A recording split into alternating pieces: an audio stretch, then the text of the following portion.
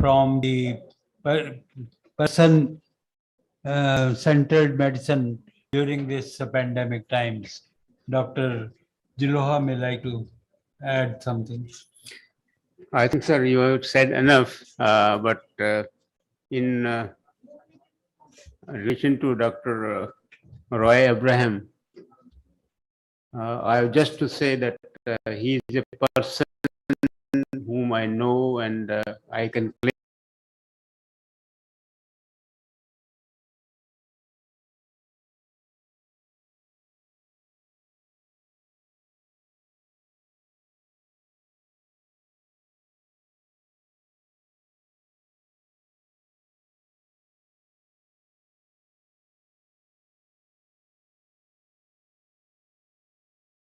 to chair the session in which he is giving his deliberations.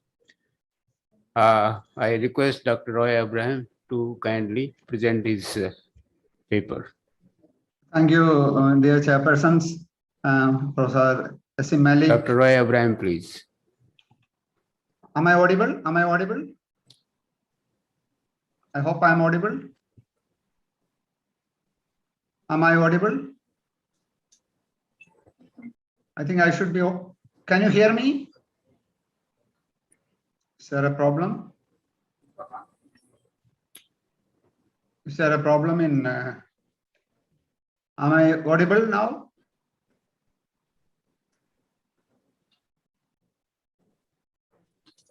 Can you hear me now? There is a problem in.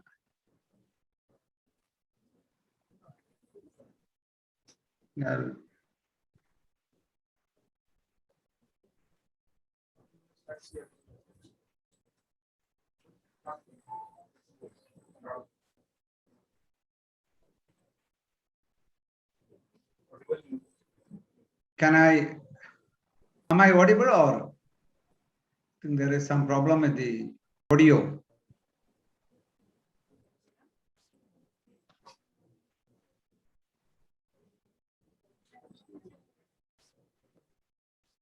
Dr. Roy?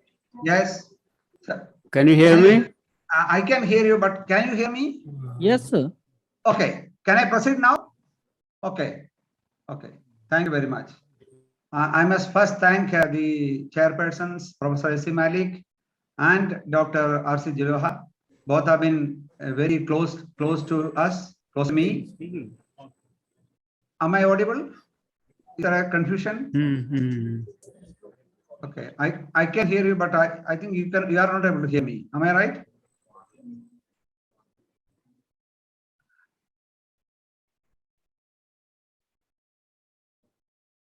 Be yourself. Everyone else is already taken. Yeah. Can you hear me? Yeah, we are able to hear. Now we are. Thank you very much, Professor S.C. Malik, who is like a mentor to me because he was very close friend of Professor V.K. Verma. And in Chandigarh PGI, it was R.C. Jiloha's class, which I attended for the very first time. So he is like a teacher to me, although he left soon after. So both are very distinguished seniors, and I'm very privileged to be with you. Now I'll go with the topic as I have told, the need for a paradigm shift to person-centered medicine during pandemic times. And yep, you can see that this is Oscar Wilde quotation. Be yourself, everyone else is already taken. Person-centered medicine is approach to medicine and healthcare, an expansion of the focus of medicine from disease to patient to person appears compelling. Introduction. The status of psychiatry around the world reflects the great opportunities and challenges for understanding the human mind. We have learned much about neurotransmission, learning, memory, and brain development. And these basic insights have made possible the design of several classes of psychoactive drugs and psychosocial techniques for treatment. Nevertheless, mental disorders remain the greatest source of burden and disability to people around the world. The classification of mental disorders is still based on behavioral descriptions that do not correspond to basic mechanisms, are not as prescriptive of treatment methods as it was once hoped they would be. Person-centered medicine is a new interactionist, deterministic paradigm of medicine based on the theory of the determinate, quote, determinate and the quality of indeterminate relativity of biological reactions, unquote. Structuring a new health epistemological model developed from the medical science base of interactionistic investigations. It is consistent with the allostasis and epigenetics, epistemological changes in physiology and genetics, and defines a new phenomenological hermeneutics of human nature, defining the person's mystery and destiny. Why should there be a paradigm shift to person-centered world? There is little to guide the combination of multiple treatments for particular patients. People with mental disorders feel stigma and discrimination, which reduces their access to methods that promote recovery. The status of practicing psychiatrists is being diminished by managed care systems that reduce patients to diagnostic codes and reduce psychiatrists to technicians who just prescribe drugs. And understanding of the clinical condition and contextualization of care are still largely underdeveloped. Reducing health inequities is an ethical imperative. So this is the very interesting photograph which we took. This is a city of, this is in Lima, Peru, capital of Peru, which we visited. This is a Ministry of Health. This photo, what is written in Spanish, say persons que atendemos personas, which means persons who take care of persons, which actually should be the mission of all of us. You can see that reducing health inequity is an ethical imperative. Social justice is killing people on a grand scale.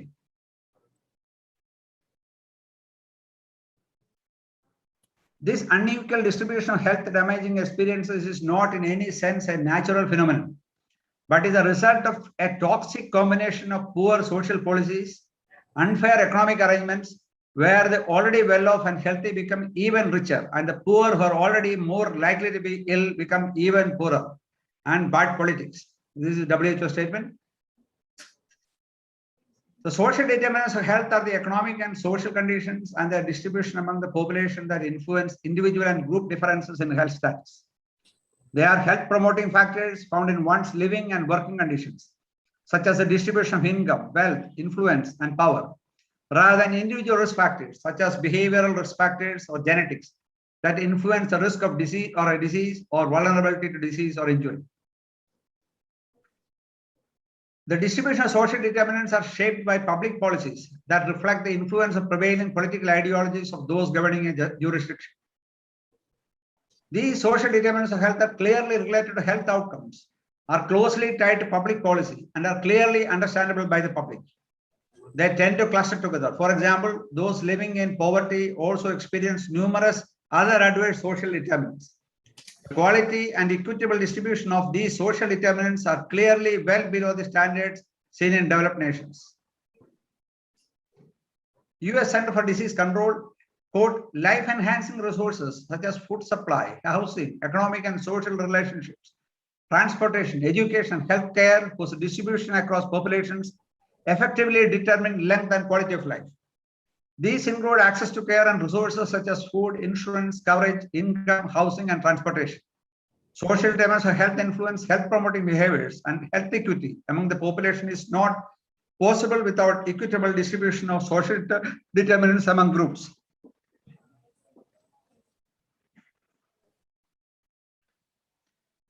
The Organization of Economic Cooperation and Development found significant difference among developed nations in health status indicators such as life expectancy, infant mortality, incidence of disease, and death from injuries. International labor migration and the policies that attempt to regulate it can also impact the health of not only those that migrate, but their family members who stay behind.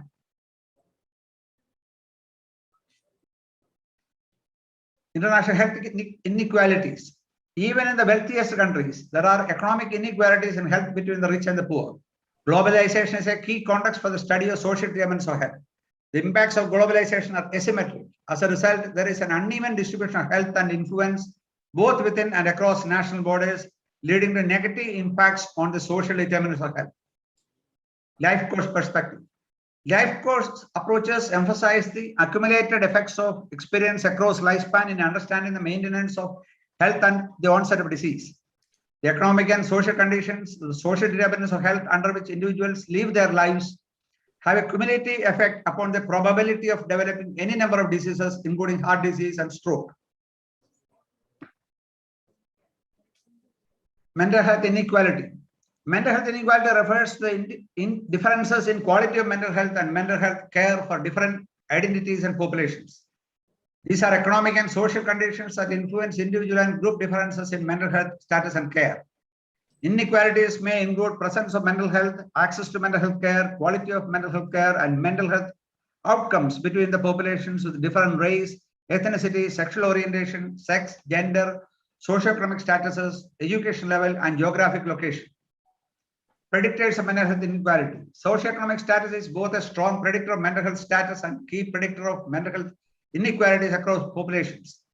Socioeconomic status and mental health problems have an inverse relationship. As socioeconomic status decreases, mental health problems increase. It seems clear how the stressors associated with poverty and low socioeconomic status can compromise an individual's ability to maintain a positive sense of well-being and the absence of mental health problems. Socioeconomic status is not only a predictor of development of mental health problems, but also an important determinant of access to positive and proper mental health care and resources. Utilizing proper resources to maintain positive mental health is not only costly and therefore unaffordable for specific populations, but the resources are also not properly distributed between regions and communities. Communities living in the deepest poverty have the highest need for mental health resources, but have the least amount of access to them. Access means many things, including the physical presence of resources, the legitimacy of the resources, the affordability of resources, if they exist, ability to get to such resources, transportation, and level of comfort reaching out to resources due to stigmas. Education disparities. While education and mental health seem mutually exclusive, the parallel between the inequalities is incredible. Education disparities can be defined as unjust or unfair differences in education outcomes that can be a result of difference in treatment of certain minority groups in schools, varying socioeconomic statuses, and varying educational needs.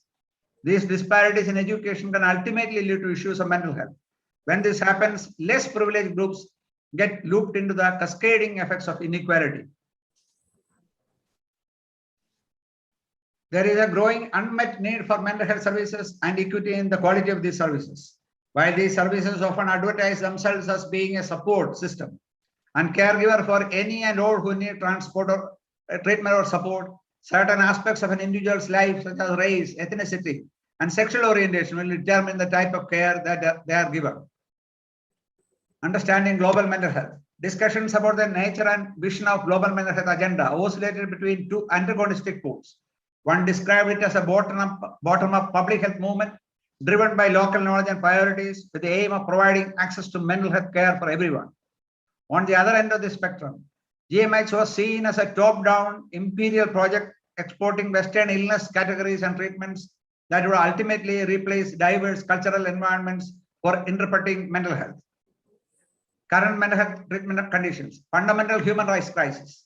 There has been no global outrage about the dramatic treatment gap in mental health care. Unlike its colonial predecessors, tropical medicine and international health, global mental health was shaped by a post-colonial framework which asks what we can do collaboratively rather than what we the West do for you. GMH movement was grounded in the belief that mental health care intervention should be driven by local knowledge and that such knowledge should flow in both directions between the global South and the global North. In this vision of global mental health, a shifting of power from places like Montreal to places like New Delhi is necessary. Divide the dichotomies. Divide between a powerful global North and a receiving global South. This division reflected a political argument, epistemological dimensions as to whose knowledge actually counts in that GMH discourse. Western psychiatry and traditional healing practices engage in an asymmetrical relationship in which the traditional local practices have less resources, social capital, and power because they are traditions of poorer people. COVID-19 India, as you can see the Lancet on 14th May, this is about 5 months back, wrote India's COVID-19 surge could become a regional disaster impacting all of South Asia. Strengthening of surveillance systems, travel restrictions, and mandatory travel quarantine for individuals returning from India must be implemented to help control the spread of SARS-CoV-2 to neighboring countries. The current situation in India requires urgent, bold measures and close cooperation with India and the global community to mitigate further damage. So we are fighting. Vaccinations have started, massive populations. After initial hesitancy and anti-vaccine things are falling into place. I can see that 2 days back, India began we already administered for 750 million doses overall. Initially approved, we have, as we know, COVID Shield and then the native vaccine, the Covaxin. Now, person-centered care during pandemic times. A professional team comprising mental health personnel is a basic tenet in dealing with emotional distress and other mental health disorders caused by epidemics and other public health emergencies. With the help of telemedicine, psychiatrists, psychologists, and mental health social workers can timely intervene to provide adequate help to those needing interventions. The emphasis is on person-centered care.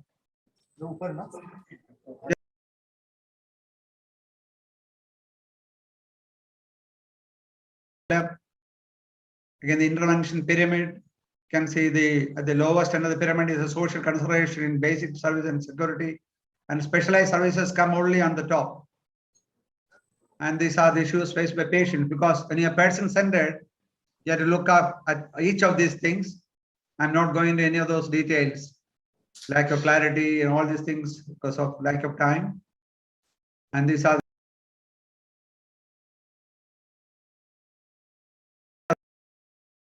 governments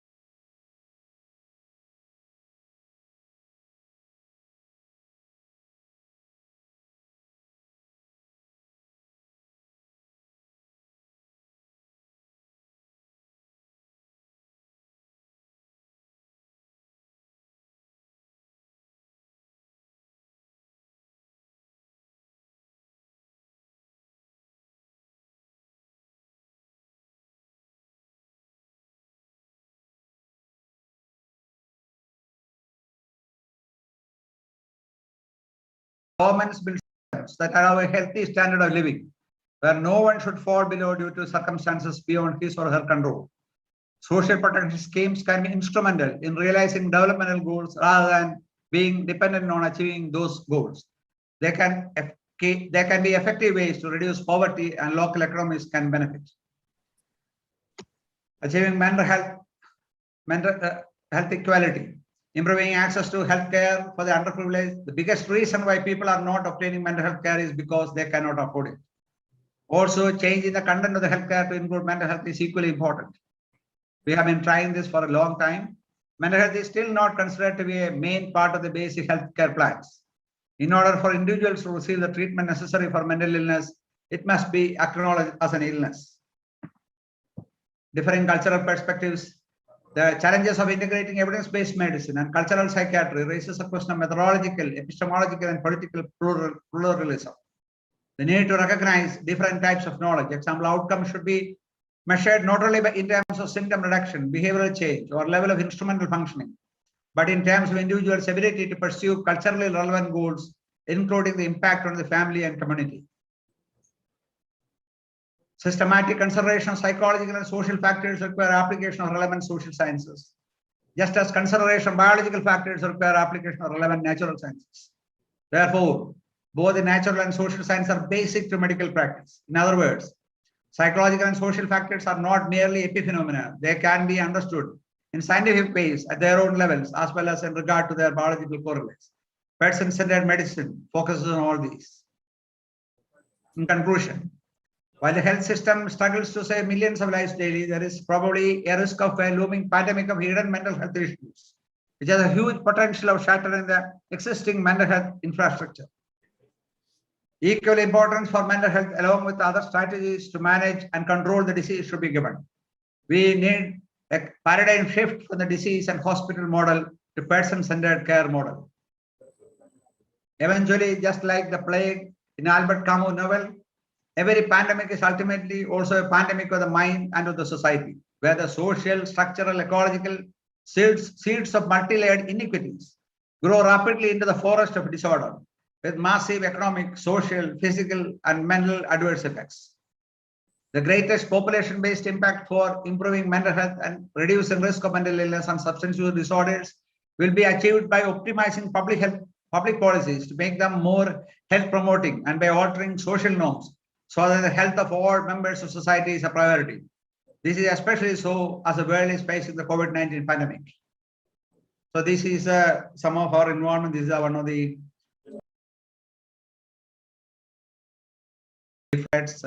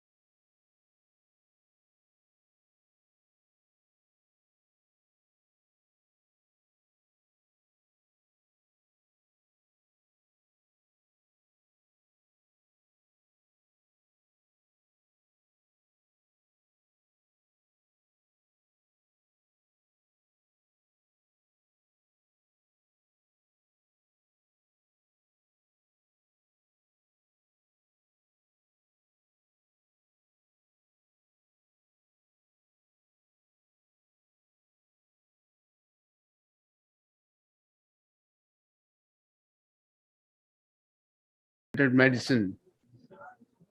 According to the necessities of the situation, as we all know that COVID has tremendously impacted social behavior of human beings, which also includes health-seeking behavior.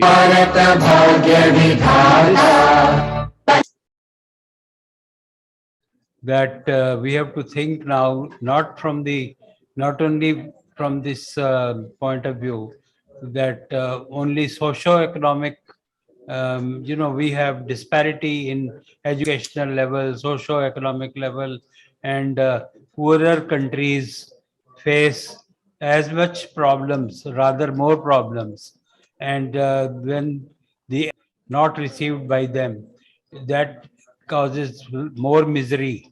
And he makes a very profound statement that we have to start thinking from Montreal to back to New Delhi. So I hope the WHO and the health authorities take note of this, that the paradigm shift has to be not only in the, which Dr. Roy has mentioned, in the personship, but also from highly developed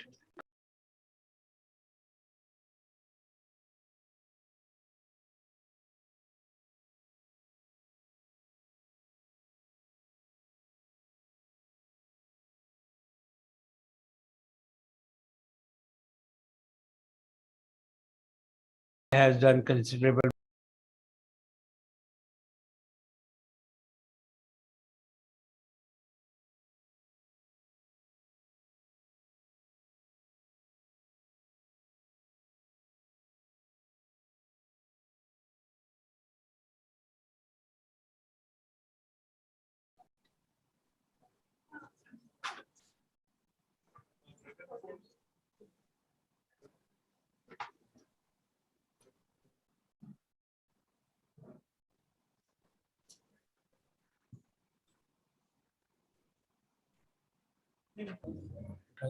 Thank you, sir, for the wonderful presentation.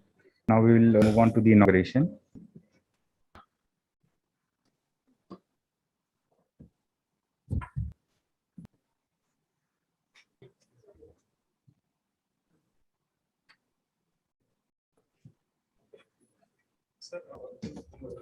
Sure.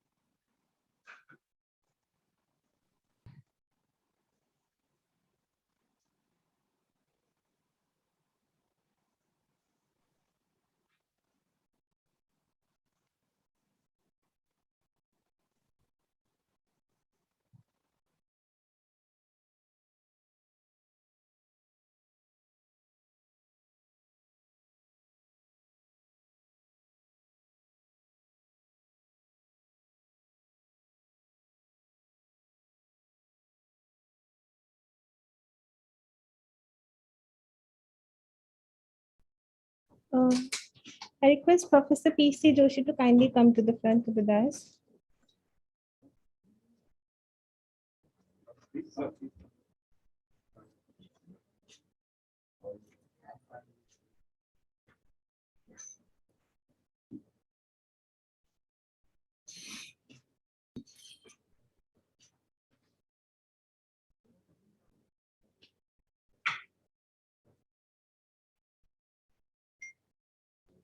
Good evening, all. I am Dr. Ankita Chattopadhyay, Senior National Drug Dependence Treatment Center at All India Institute of Medical Sciences, New Delhi. It is our pleasure to welcome you for the Asia Pacific Hybrid Congress of the World Association of Social Psychiatry 2021, which is being organized by the Department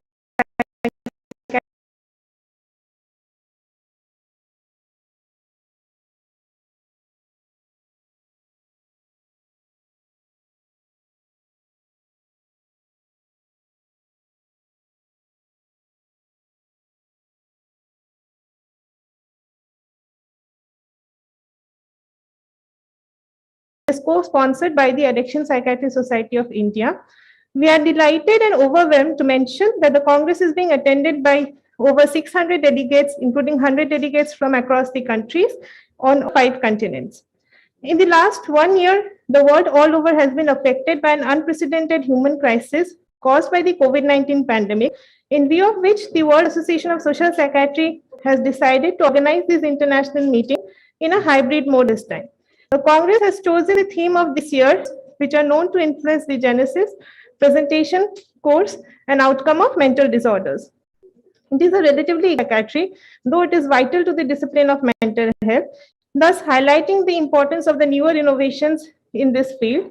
The COVID-19 has caused significant psychosocial and mental health issues and brought back the focus on social.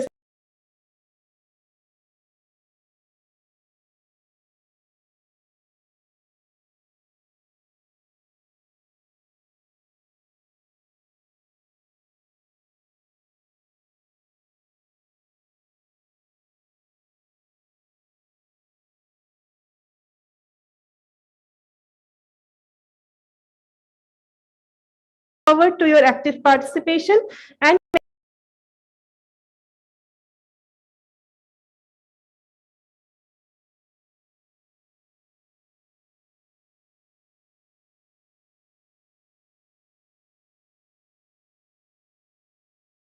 research.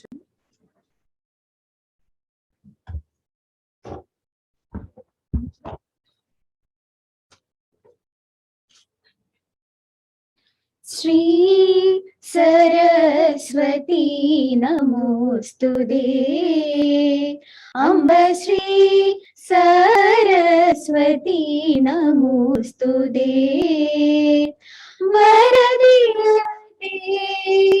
Shripati Gauri पति गुरु गुहै सरस्वती नमोस्तुते वासनात्रय विवर्जित वरमुनिवन्दित मूर्ते वासनात्रय विवर्जित वरमुनिवन्दित मूर्ते वासवाद्या किल निरतर वरविकरण बहुकीर्ते धरा हासयुध मुखाम्बुरुवे अद्भुत चरणाम्बुरुवे हासयुध मुखाम्बुरुवे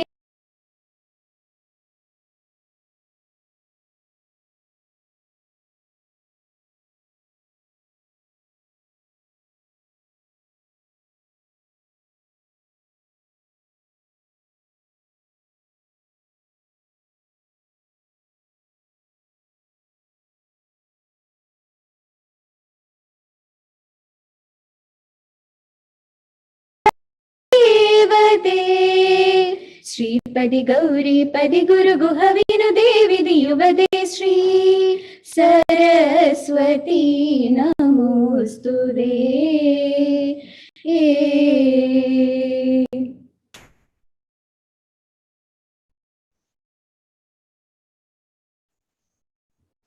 Thank you.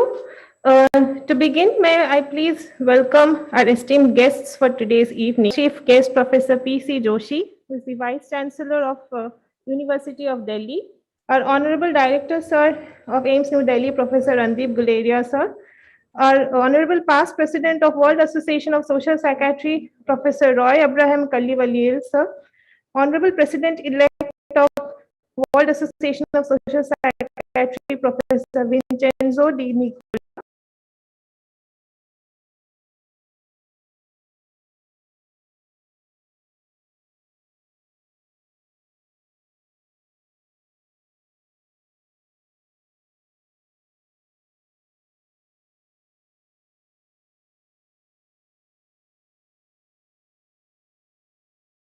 Psychiatry, respected organizing secretary for the event, Dr. Mamta Sood, Professor Department of Psychiatry, AIIMS New Delhi.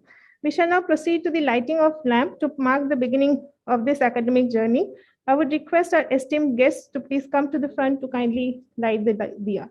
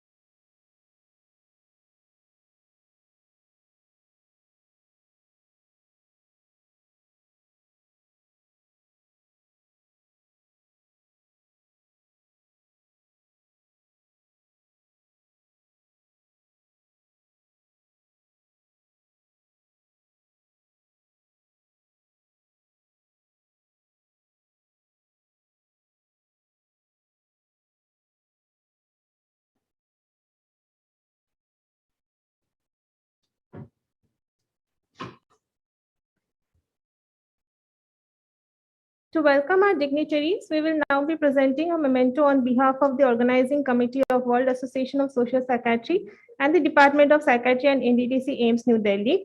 I request Dr. Merlin to kindly present the memento to our chief guest, Professor P.C. Joshi.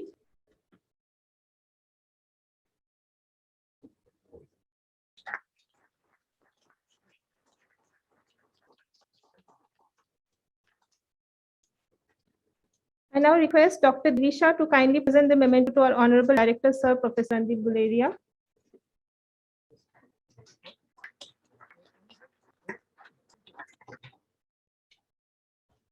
We have among us our ex-alumnus Dr. S.A. Malik, Senior Psychiatrist of Delhi, who was graduated from AIMS as well as postgraduated from AIMS in the first batch of MD.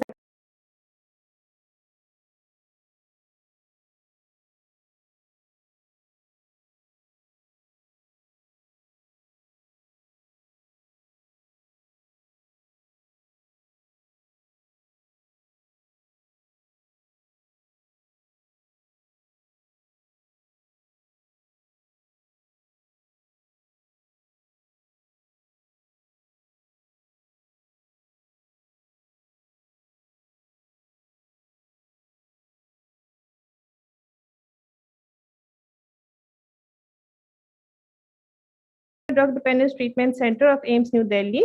Sir is a diplomat of International Academy of Behavioral Medicine, Counseling and Psychotherapy, and is also a distinguished international fellow of American Psychiatric Association and fellow of the Royal College of Psychiatrists, UK, and National Academy of Medical Sciences. Sir has held various respectable positions in different psychiatry societies, including past president of the Indian Association for Social Psychiatry and Indian Psychiatric Society North Zone. He is recipient during the Indian Psychiatric Society's DNN Murthy Rao Oration Award and ICMR's Tilak Venkoba Rao Award.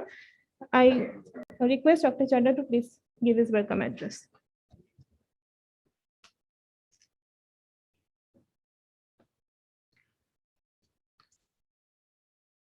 Good evening.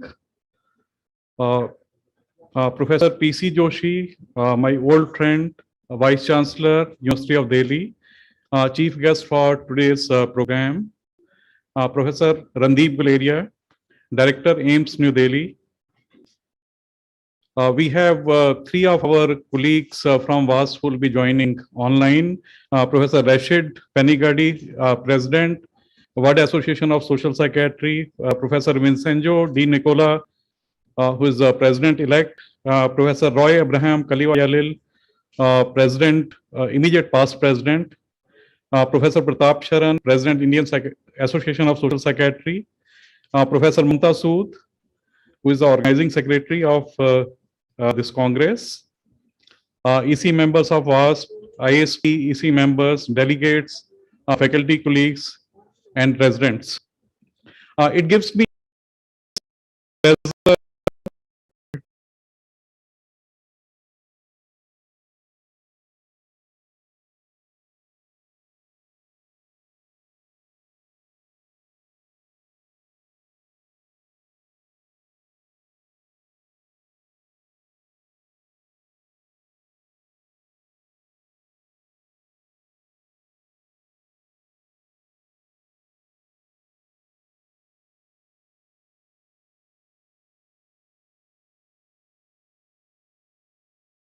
program has a unique place in the history of Indian psychiatry.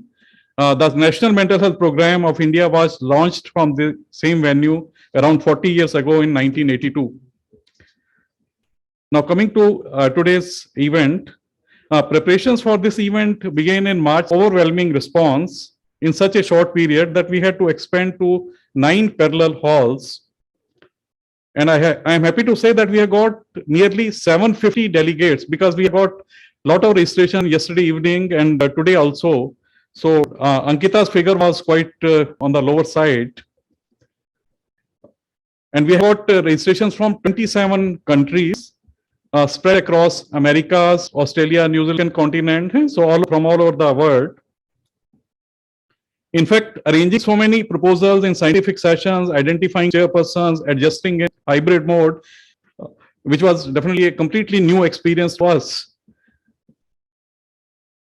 And we had to take care of the time zones also. That's how we are holding this conference from 1:30 p.m. to 9 p.m. so that persons from the different time zones are able to join for some part of the Congress. We chose the theme of social innovations in psychiatry across the world, considering how different innovations in social psychiatry have helped in dealing with the mental health problems emerging in the background of the pandemic. In fact, which pandemic has been designated as the mental health issues have been designated as pandemic within pandemic. We have been able to develop a highly illuminating scientific program by attracting very talented faculty from all over the world and the leading institutions in the country. One of the important attraction is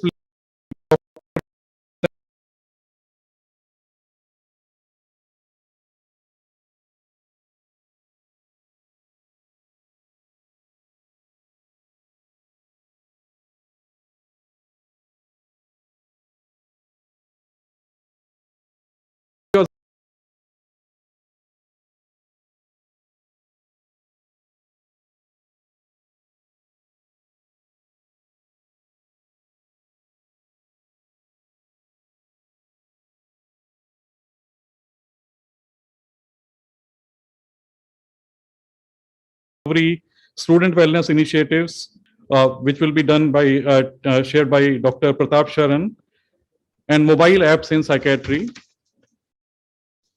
I would like to add that we are going to come out with a special issue. Doctors Luvia Taylor, who started the 100 hours of training in MBBS in psychiatry.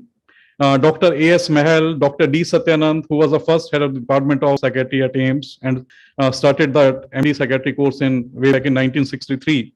Dr. J.S. Neki, Dr. N.N. Vig, Dr. Arna Hawk, Dr. Devendra Mohan, and Dr. G.G. Prabhu as a tribute to them. We also are holding the name of Dr. Vidyasagar, father of MD. Hope you will enjoy this Congress and take new learnings from it. In organization of any big event, there are likely to be some lapses, and I hope you will ignore them. We look forward to your constant suggestions. Thank you.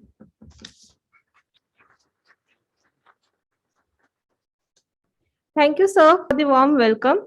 Now, I would like to request Professor Pratap Sharan, President of Indian Association for Social Psychiatry.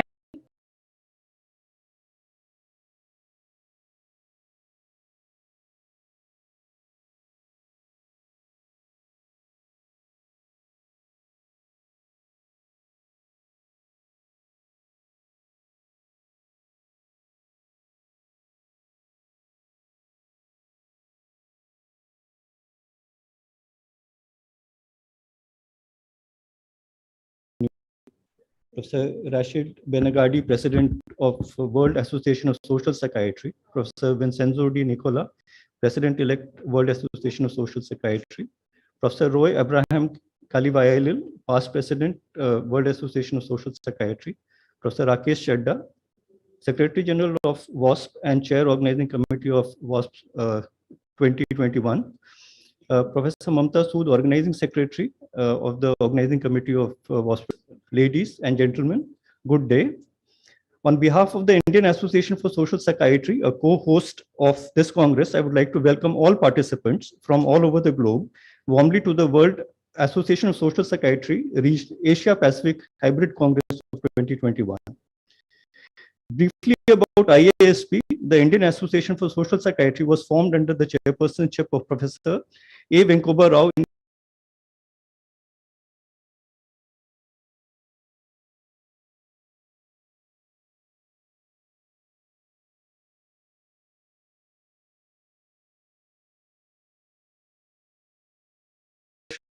and related fields on an equal basis, and is hence truly multidisciplinary in its composition and inclination. The ISP, since its inception, has close association with the World Association of Social Psychiatry and World Psychiatric Association, and is currently a member society of both. The ISP also works closely with fraternal organizations like the Indian Psychiatric Society on common causes. For example, this year we have collaborated with the IPS to develop educational videos on mental health issues related to COVID for the general public and healthcare workers in multiple Indians. Always engaged wholeheartedly in the World Association of Social Security activities. Two of our past presidents, Professor S.D. Sharma and Professor Roy Abraham Kalivailil, have served as the president of WASP. Professor Chadda is the current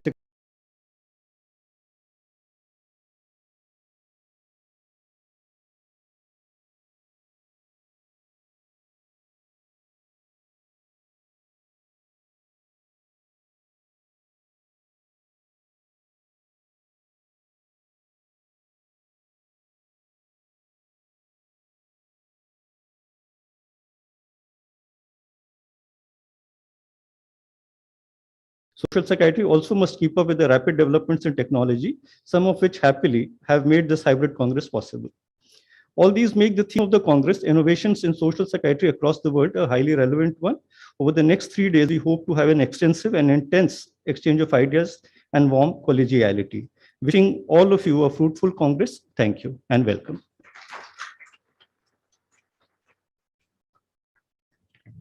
Thank you, sir. Now I would like to request Professor Roy Abraham Kalivalil, past president and head of the Department of Psychiatry of Pushpagiri Institute of Medical Sciences, Tiruvalla, Kerala. He is also the international advisor of Japanese Society of Psychiatry and Neurology and an international distinguished fellow of American Psychiatric Association.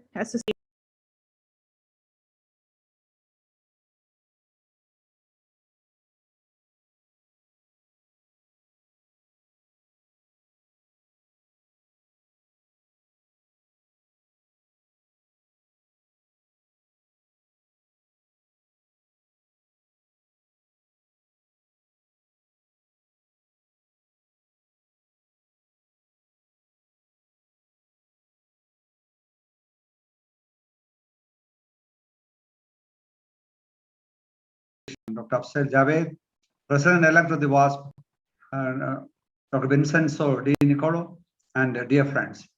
It's a great opportunity to be here with all of you in this evening.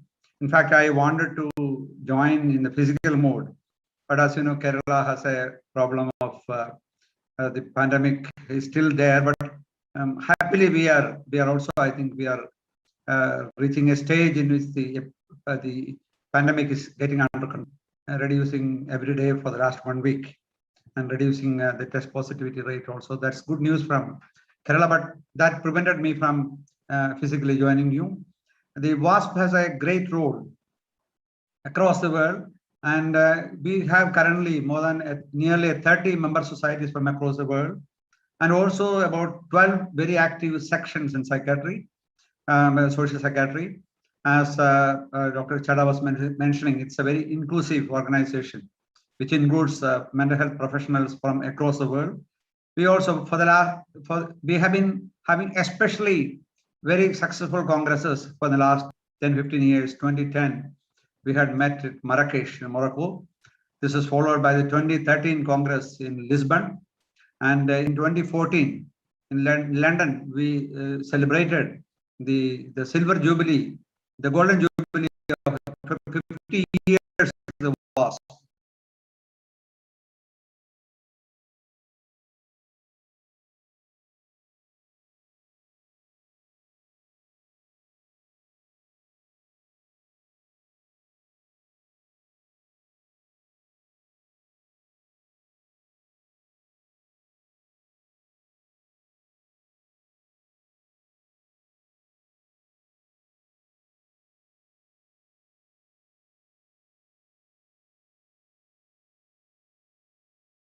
Permitting.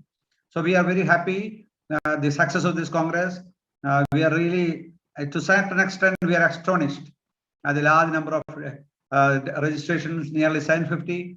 When the Congress started in the EC, I assured Dr. Rakesh Chada, if we have 200 delegates, it's going to be a success. If it is going to be 500, it is going to be a great success. So it has exceeded all expectations. We are going to have several excellent sections over 3 days, and I wish to Dr. Rakesh Chada and the team at All India Institute of Medical Sciences for the wonderful organization. Thank you very much.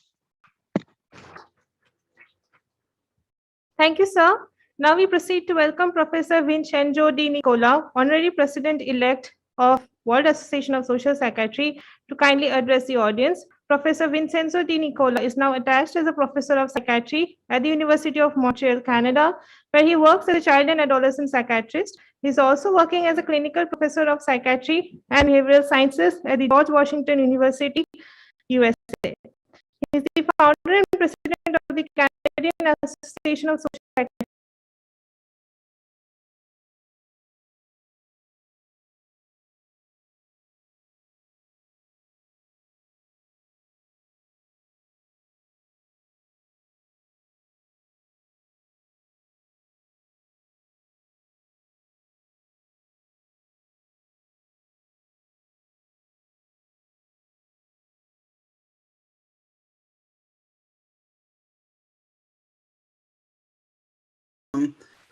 Montreal and the rest of Canada.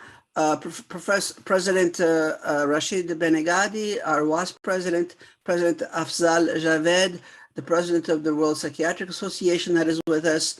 A big thank you and a hello to Rakesh Jada, who is the organizing chair for this wonderful Congress and the Secretary General of WASP. I also would like to acknowledge President Pratap Sharan, who just spoke to us from the Indian Association of Social Psychiatry. Welcome on behalf of all the people present, the many people from around the world, 27 countries, over 750 delegates to this wonderful Congress. And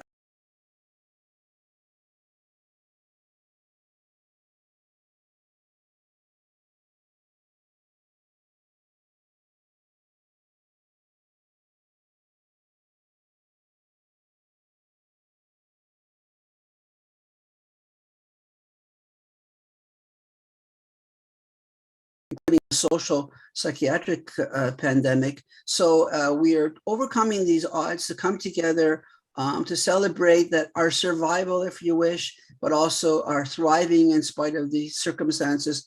My heart goes out to you in different parts of India, for example, in Kerala, where things are difficult right now.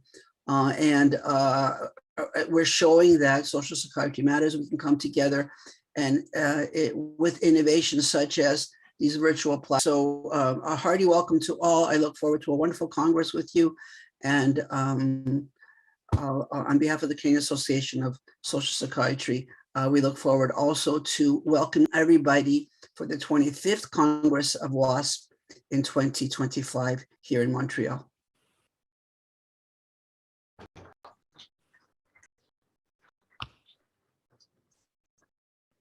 Thank you, sir. With much honor.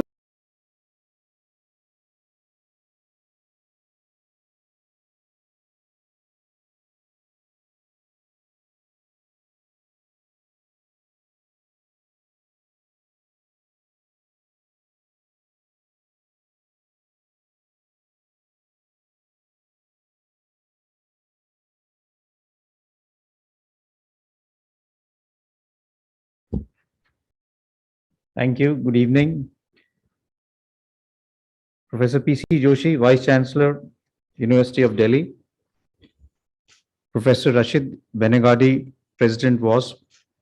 Professor Vincent D. Nicola, President-elect WASP. Professor Roy Abraham Kalevalal, past President WASP. Professor Rakesh Chadda, Chairman of the Organizing Committee. Dr. Subrata Sinha, Dean S.C. Malik.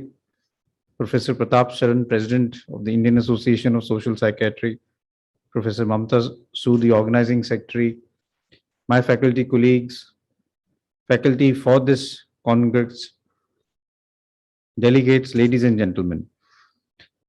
First of all, really let me congratulate the Department of Psychiatry and the National Drug Dependence Treatment Center for organizing WASP Asia Pacific Hybrid Congress 2021. It's a big challenge to do that in these trying times. And it's really a great thing for the All Institute of Medical Sciences that the department is doing this.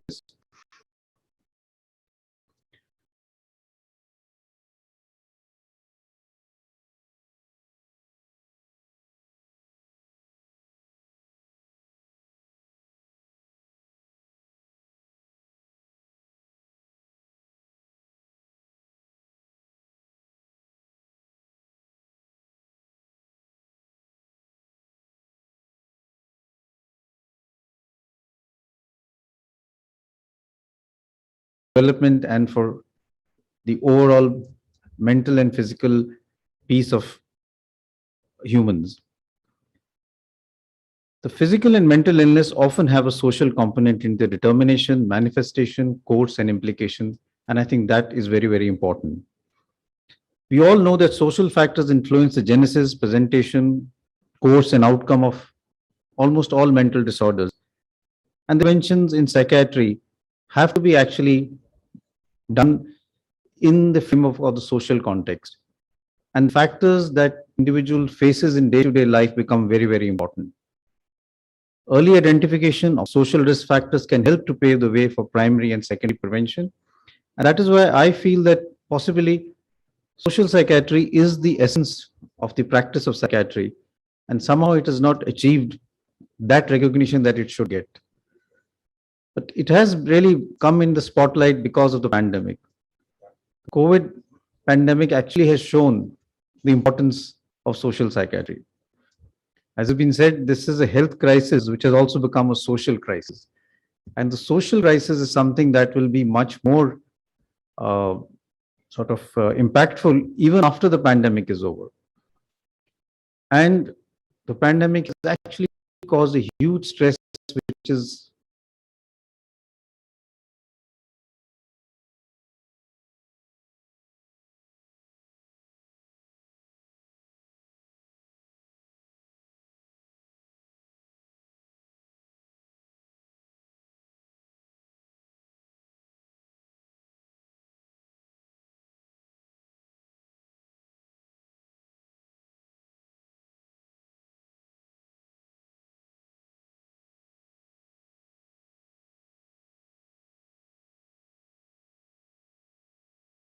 lost near and dear ones because of the pandemic. This is going to have a huge impact as far as the social infrastructure or the social fabric of society is concerned in the coming years. And I think that is why this conference is very, very important, because we need to really see how we can build back that fabric as far as the social milieu of society is concerned. I'm also very happy that AIMS has been in the forefront of providing support in terms of resource material, expert advisories, crisis helpline, telepsychiatry. And this was done very early, just a few days after the lockdown was initiated. And this has really had a huge impact in providing support to our students, to our residents, and even to patients, and even at times our faculty, both in terms of individual support as well as group telesessions have been conducted for healthcare workers. And I would really like to take this opportunity to congratulate and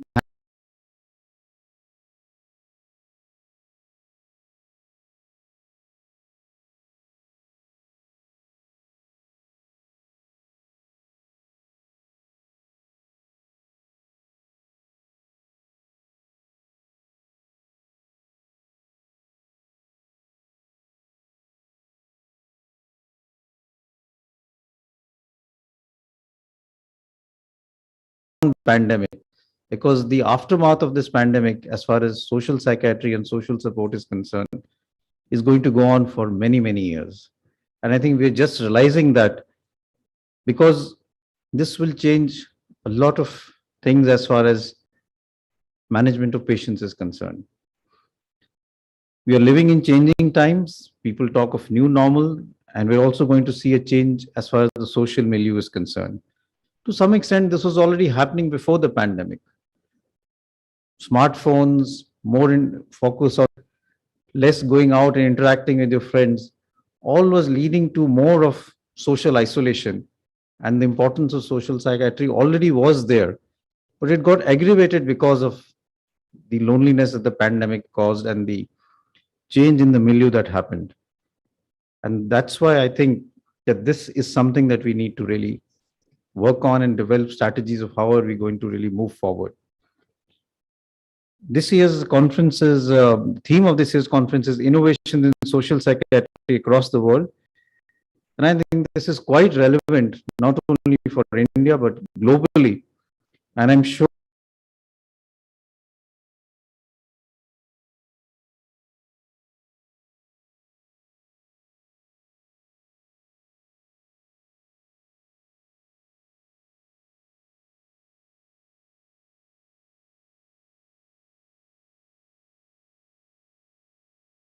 post-pandemic. I'm sure this Congress will provide a very good environment for exchange of ideas between mental health professionals, experts, and one can share their experiences from different parts of the world in terms of how they've been able to innovate and meet these challenges with resource limitations, with challenges that they have in terms of the social structure that is there in different parts of the world. So I wish you all the best, and I'm sure that this Congress is going to be a great success. Very much.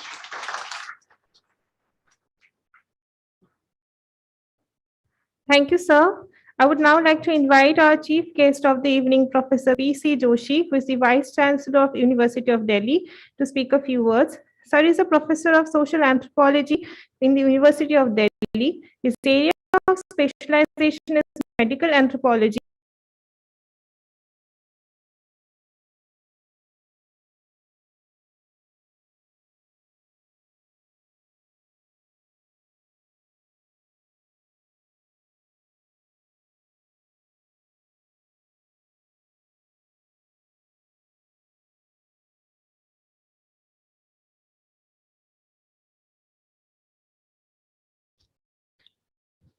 Professor Randeep Guleria, Director, All Indian Institute of Medical Sciences, New Delhi.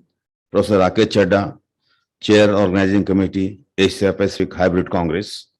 Professor Pratap Saran, President, Indian Association of Social Psychiatry. Professor Roy Abraham, Kalivayalil, Past President, WASP. Professor Vincenzo Di Nicola, President-elect WASP, attend the inaugural function of this prestigious hybrid congress on the theme Innovations in Social Psychiatry Across the World. Social psychiatry encompasses a preventive approach that deals with social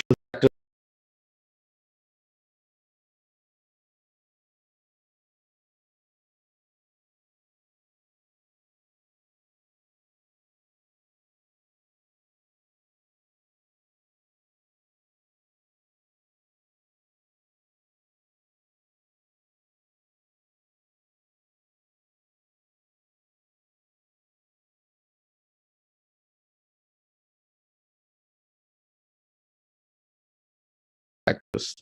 Most aspects of psychological well-being are influenced by social factors such as gender, social class and caste, race and ethnicity, household patterns, and cultural norms.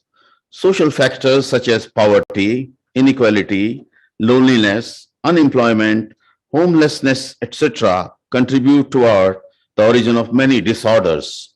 In pandemic times, that all these factors have increased many folds.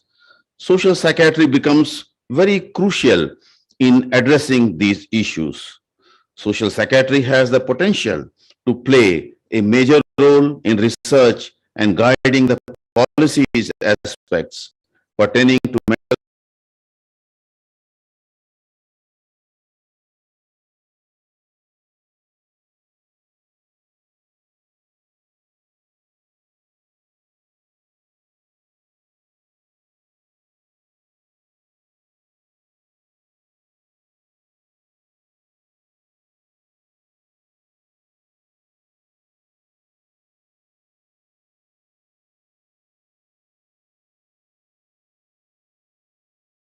pressure to excel in many regards and also struggling with lots of distractions around them.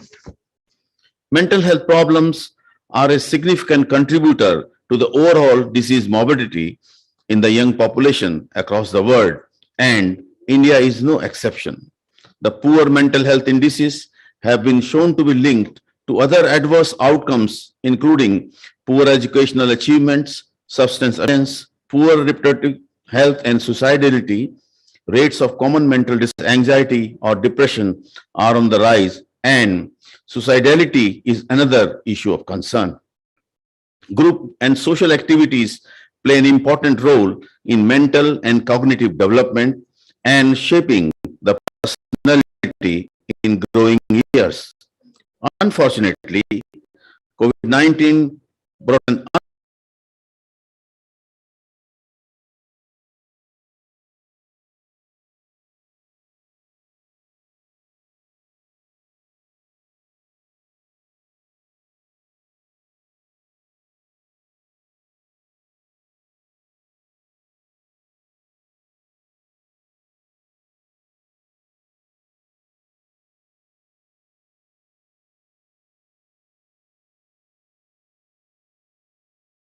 promote social coherence and enhance a sense of well-being. Thus, the pandemic has helped in adaptation to the new normal and forced us to find new avenues for recreation, social connectedness, and knowledge transfer.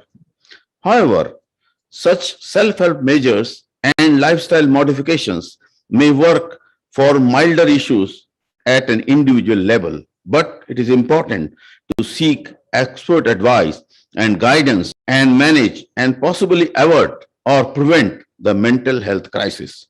We must also be prepared to venture into the post-pandemic world with sufficient resources, knowledge, and expertise to guide the delivery of mental health care services to those who are in continued need for support. Therefore, sharing and transfer of knowledge within scientific community is of paramount importance.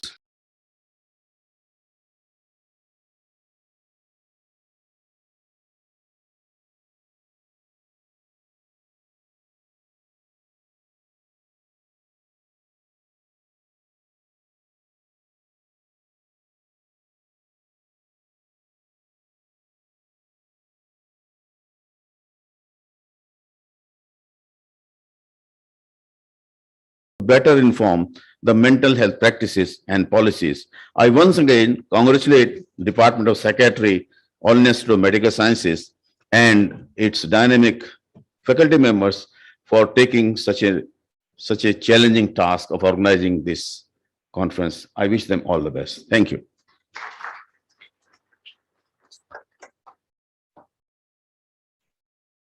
Thank you, sir. This brings us close towards the end. May I now invite Professor Mamta Sood, Organizing Secretary of this Congress, to kindly deliver the vote of thanks. Thank you. So, good evening, all of you. Respected dignitaries on the dais, my seniors in the audience, my faculty colleagues, residents, ladies and gentlemen.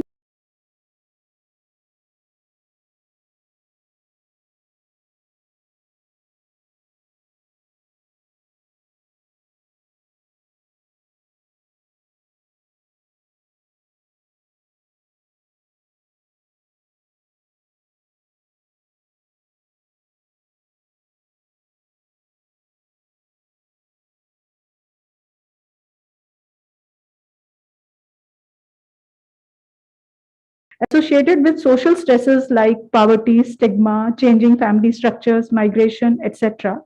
So, innovations in social psychiatry across the world, the theme of the Congress attempts to deliberate and celebrate these innovations on this platform in this Congress. The Congress will discuss about how advances and innovation in social psychiatry have helped in dealing with various psychosocial and mental of the world, including those emerging due to COVID-19 pandemic.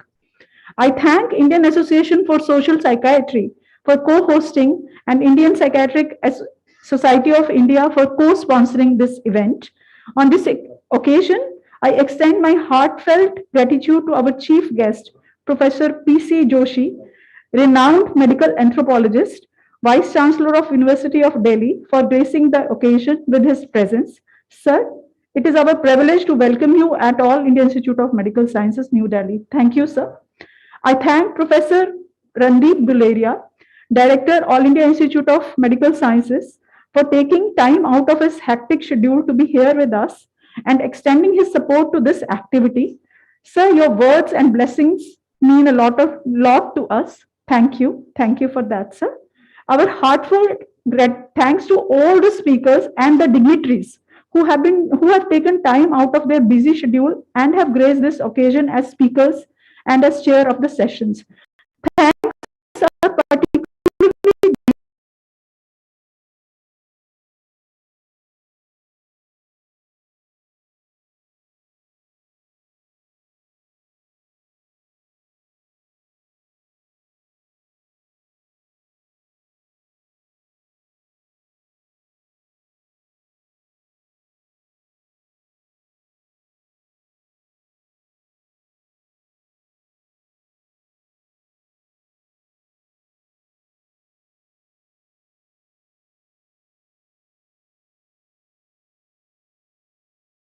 sources.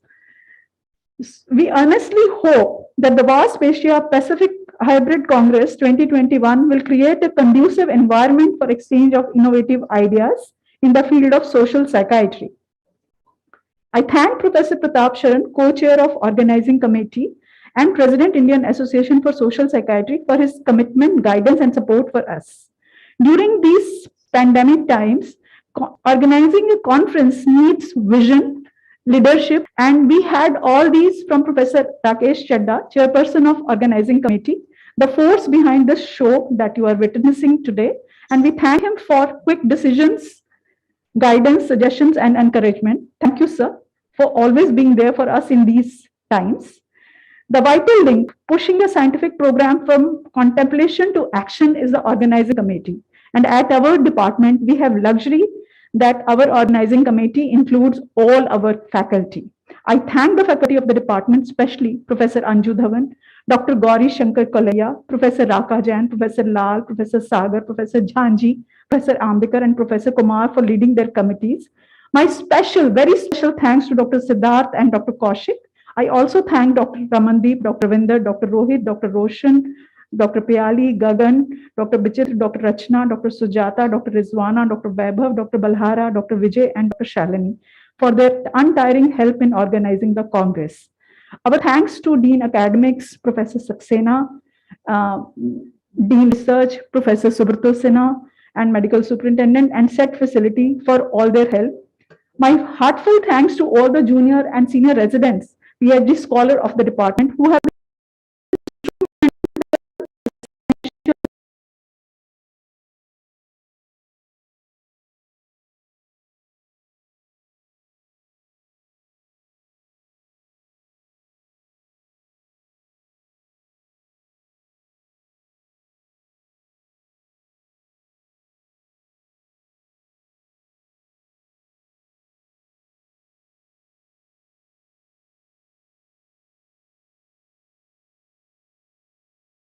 especially Mrs.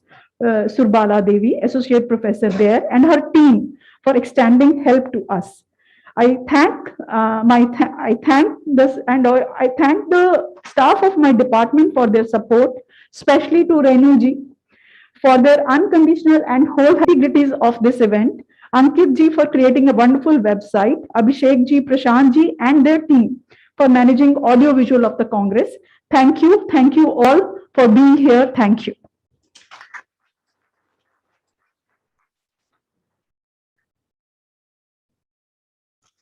Thank you, ma'am. We shall now end this inaugural ceremony and mark the beginning of the Congress ahead by singing our national anthem. Stand up for the same. जनगण मन अधिनायक जय हे भारत भाग्य विधाता पंजाब सिंध गुजरात मराठा द्राविड़ उत्कल गंगा विंध्य हिमाचल यमुना गंगा उच्चल जलधि तरंगा तव शुभ नामे जागे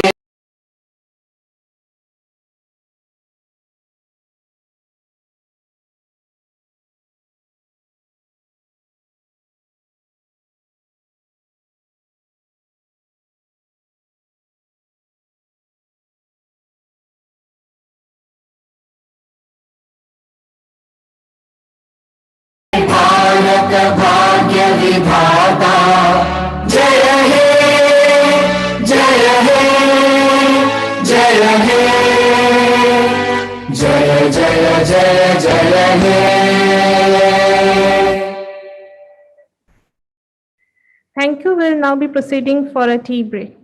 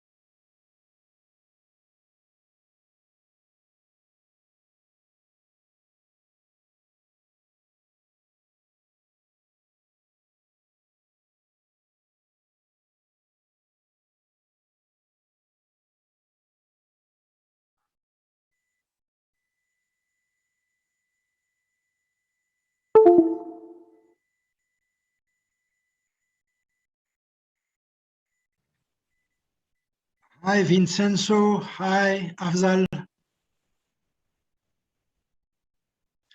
Good to see you.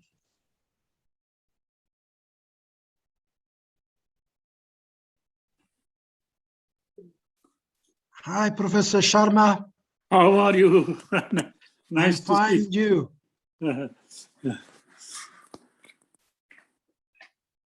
How?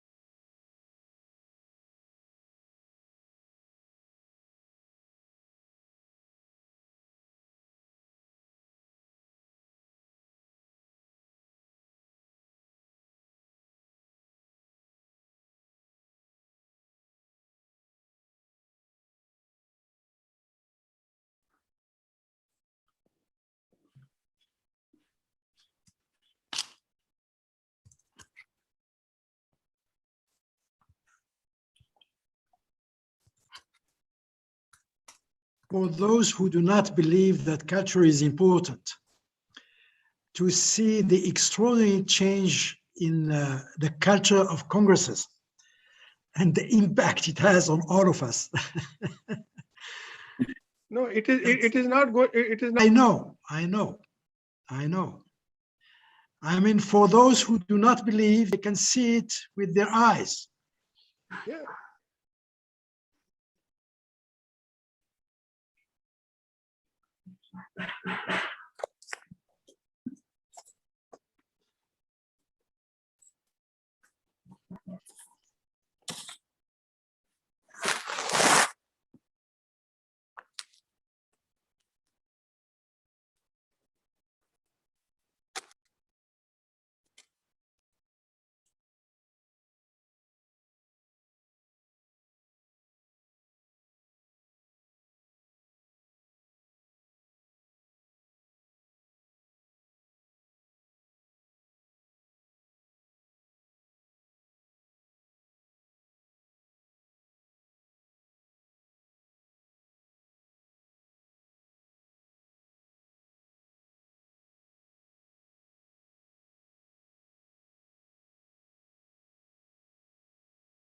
Importantly in the Indian subcontinent region. Oh, thank you for your kind words. Though age is not in my favor. Well,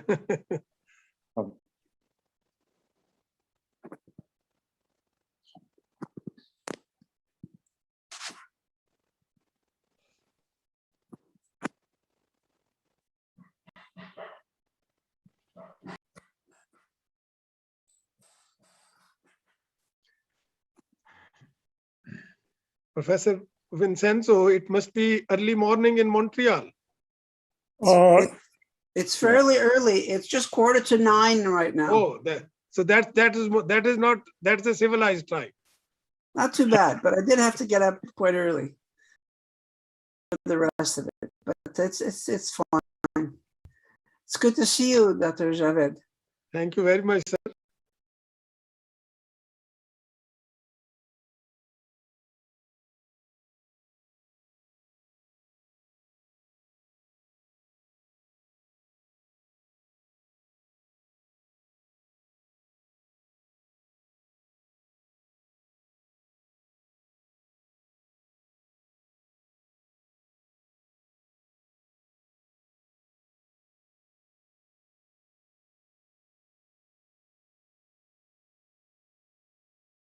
Our guess is around between 3,000 and 3,500 because, yeah. But let's see. Excellent. Yeah. Excellent. Yeah, I mean, we cannot do otherwise. I mean, we need to continue and to pursue the common effort. Yeah. Whatever happens.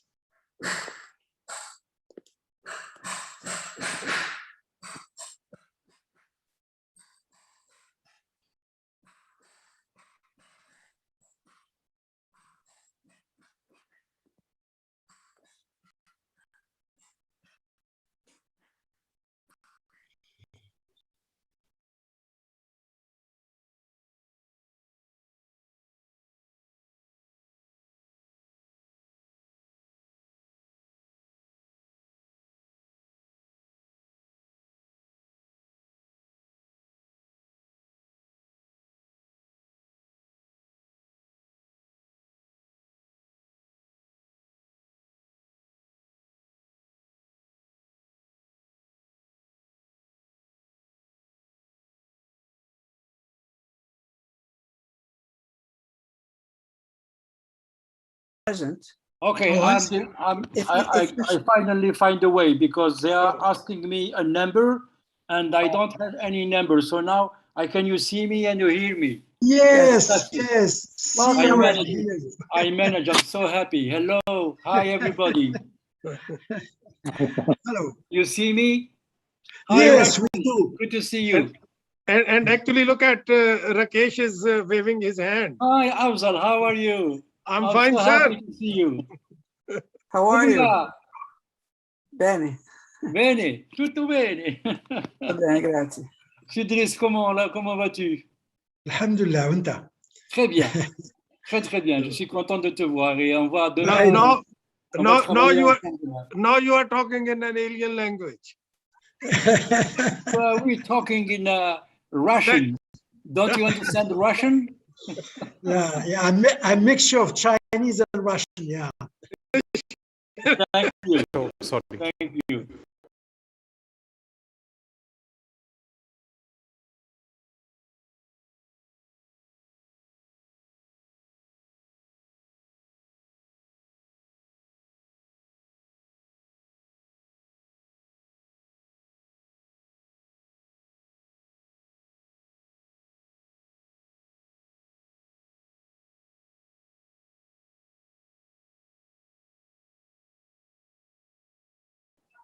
How are you, Afzal?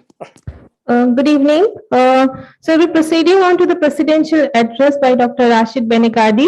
The chairpersons for this session would be Professor Sridhar Sharma, who is an emeritus professor of and affiliated with the National Academy of Medical Sciences, India. He has won various awards like Dr. B.C. Roy National Award, and he was the president of World Association of Social Psychiatry, and also has been the president of Social Psychiatry and president of the Indian Psychiatric Society. He has a special interest in the field of social psychiatry. We welcome you, sir. We also have among us the next chairperson, Professor Vincenzo Di Nicola. Sir is the president-elect of World Association of Social Psychiatry. He is currently affiliated with the University of Montreal, University Institute of Mental Health. He is a fellow of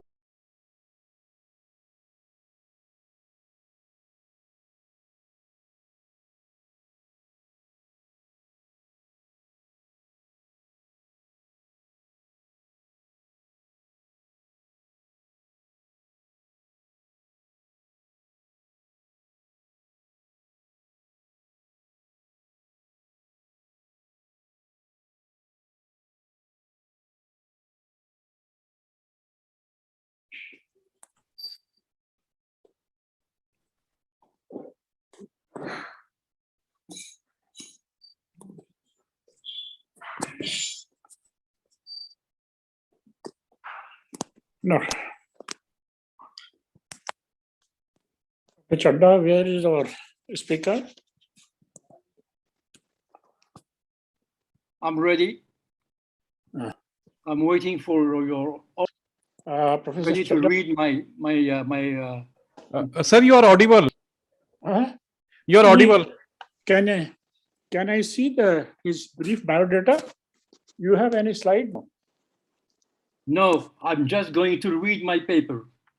I don't have any slides. Okay. Welcome to the session. Professor. Professor Rashid is well known in Europe and globally. He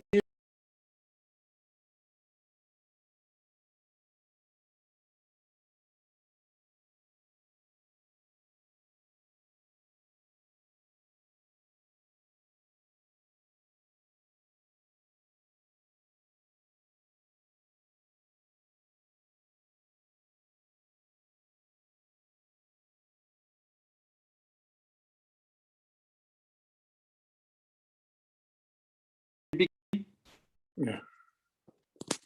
Yes, please go ahead. So, okay, thank you. I will try to respect the timing.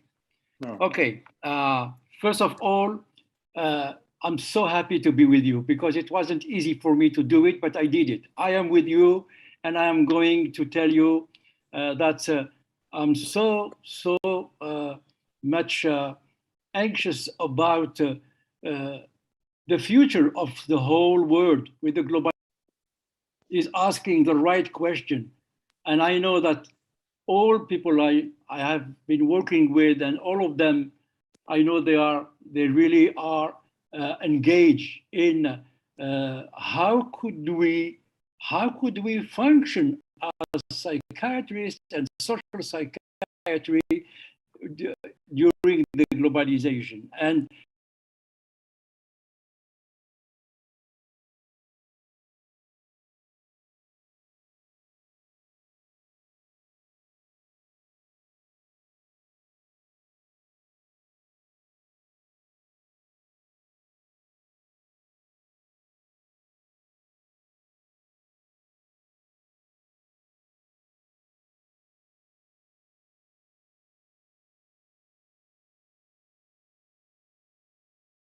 point. Psychiatric competences in order to comprehend neuropsychiatric disorders, psychotherapeutic competences to discern psychological disorder and psychological suffering, plus, and I insist for that, being able to take into account the social determinant. It seems to me that all this long clinical experience I had in Minkowska Center in France, that all of my friends know this place because all of them, they have been invited there to give lectures or to participate to our meeting with my colleagues, psychiatrists, psychologists, psychoanalysts, social workers, nurses in Minkowska Center. This French institution where we receive migrants and refugees, I really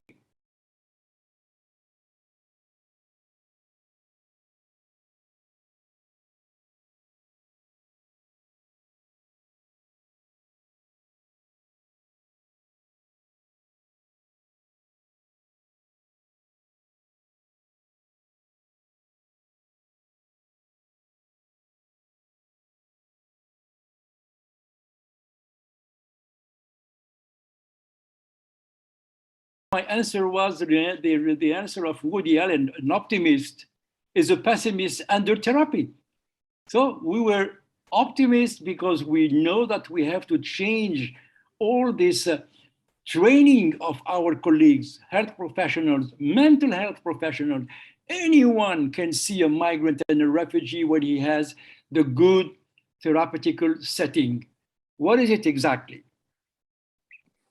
Patients are mainly affected by migration and exile. I'm taking this example, it's not the only one. Social psychiatry is not only concerning migrants and refugees, but all people excluded from a society.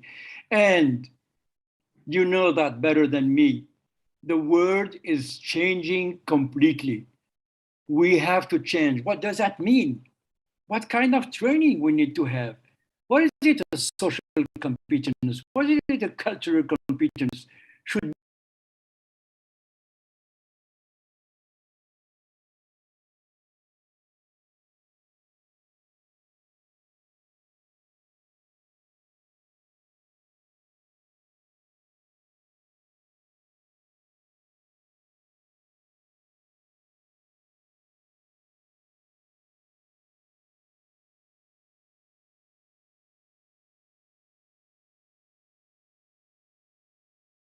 people of the blue planet? Tomorrow there is no more nationality, or maybe we be continent, I don't know, but it seems to me that what we have seen, my colleagues of my age, of my time, and what is going to happen to the young psychiatrists coming, the next generation, impossible to compare because they will be facing something that we never did the best to be expert, having an expertise, but now it's a question of how could you be a mental health professional in any place in the world? How can you help some people coming to the place where you are living? You see, I didn't say to the country where you are living. In the place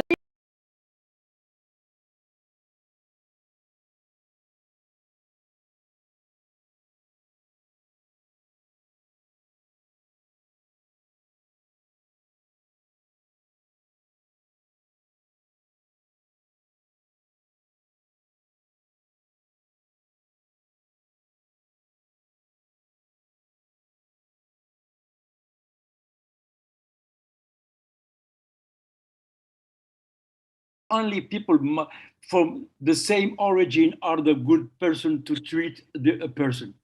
That has no meaning now. Okay, we have a better knowledge because we have the confrontation of explanatory model of Arthur Kleinman from Harvard explained to us. So I have the chance to meet him. I was introduced by our friend that you know very well, Afzal, Professor Ron Winthrop.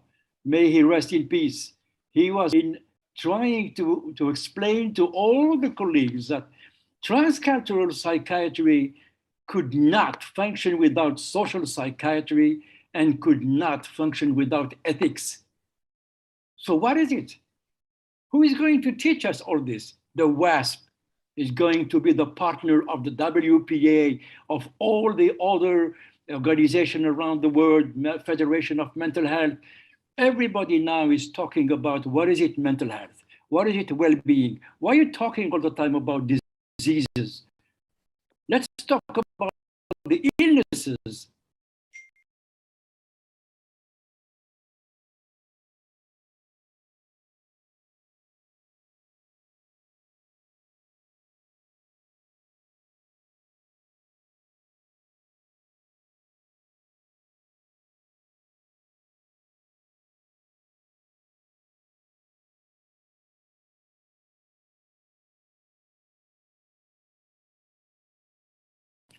Cultural references, keeping in mind that social determinant could change the life of a person without being psychotic.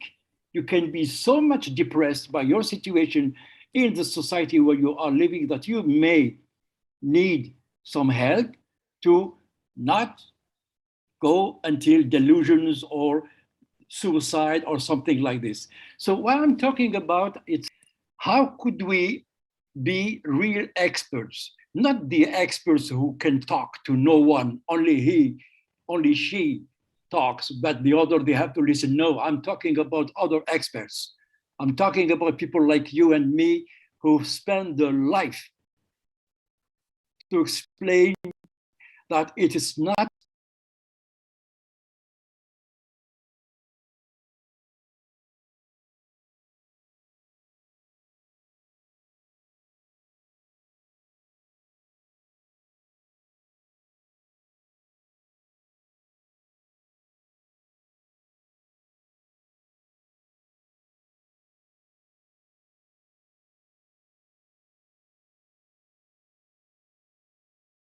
that I was involved a lot with our friends and also in India. I respect so much what's happening in India because it's not the first time that we have this great Congress, but it's the first time we have an Asian Pacific hybrid Congress. Thank you, Rakesh, for having find this nice title because everything is going to be hybrid. Nothing is going to be now clearly, I don't know, people are still talking about race. Can you imagine that? What do you mean by race? There's only one race, it's a human race. The rest is phenotype. The color of my skin, my beliefs, this is me. This is not a question of race. We have all the same genotype. We are all human beings. So when are we going to stop with this idea of describing people according to the belong?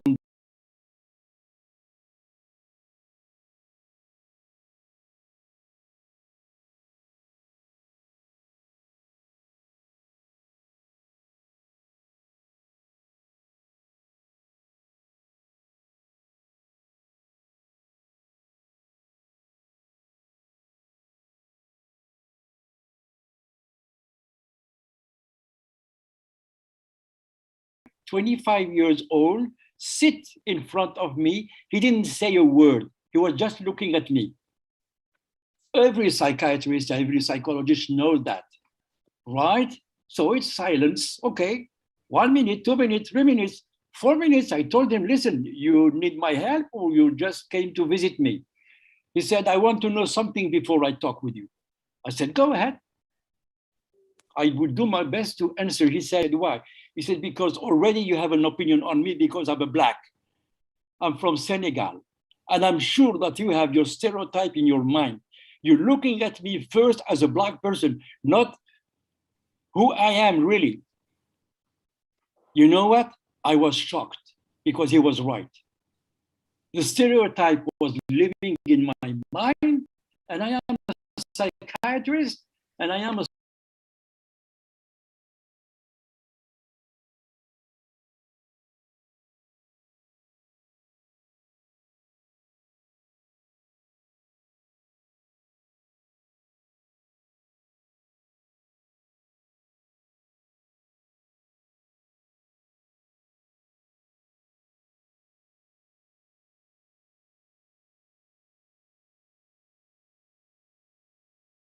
your colleagues. Talk with your colleagues. I had the chance to be in Palo Alto with Professor Paul Vaslavic, may he rest in peace too. And he just, in Stanford in Palo Alto, we saw a family of Mexicans and this and this. And he asked me if I would like to be part of the therapist there. I said, yes. I said, yes. Okay. So I was convinced that I did the job like a good French psychiatrist.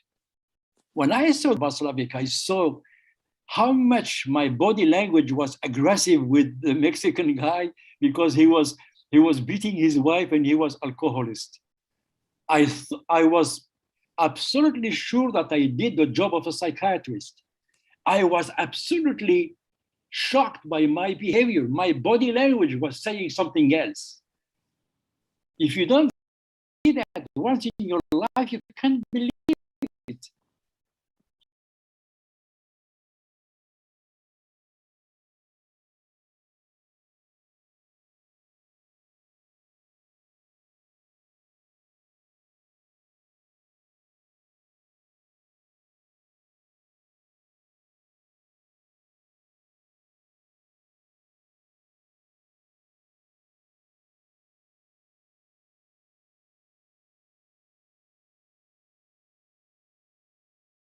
Covered a whole world. All what I have learned as a psychiatrist in France has nothing to do with what I was learning in Berkeley concerning the relationship between culture and personality.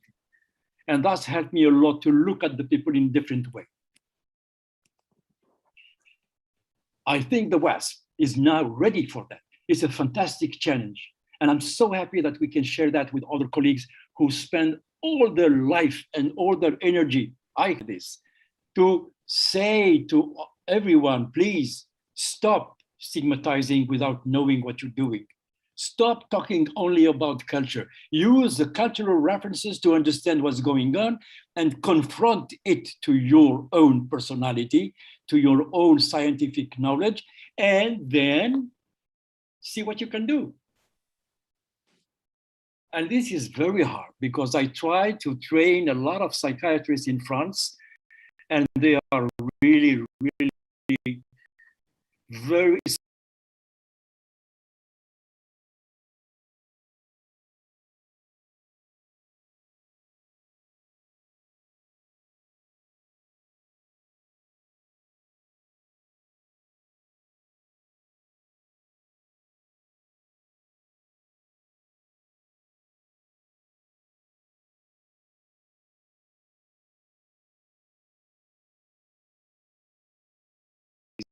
in one discipline is going to be a problem. So we have to be bright, we have to be very courageous, and there is a lot of possibilities open already in the WASP. And my friends from the executive committee of the WASP can also say if I'm wrong or right. We have organized the website in a way, it's a way of communicating with the people, with anyone, mental health professionals, and I hope so also people who are with mental health. We have done some webinars. It's not the top, but it's coming. And I'm so happy to say that we're going to have one with the WPA, the initiative of Professor Afzal Javed. Thank you very much for this idea. We're going to work together. We have experience, we have expertise. Why not working together and creating this fantastic mobile application on mental health for mental health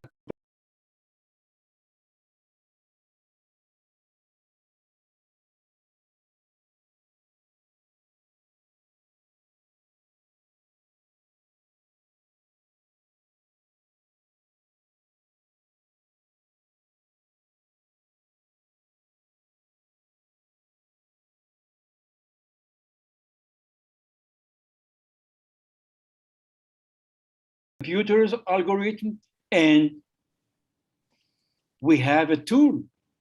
And maybe we can go further and have a university diploma on what is it, social psychiatry in globalization.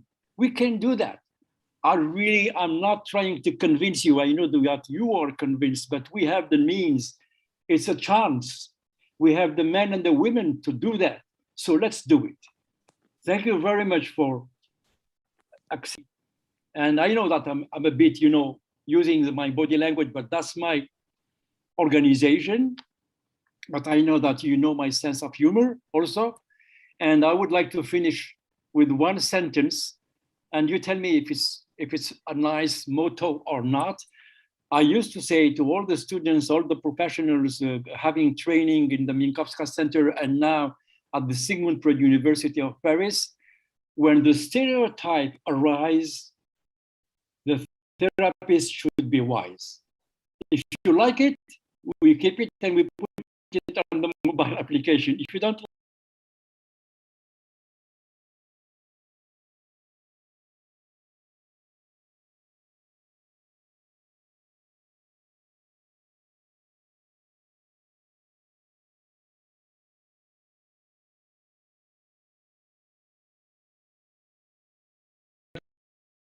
for your very insightful observation in the on the field of social psychiatry.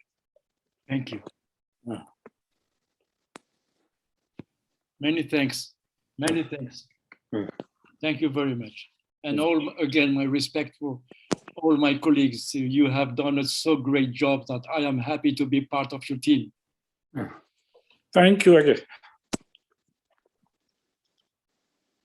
Now, if there is no question, because surprisingly, I'm a grandfather and I have to care now with my granddaughter. She begins to cry already. I'm really sorry. This is my private life, but it's also an art to be a grandpa.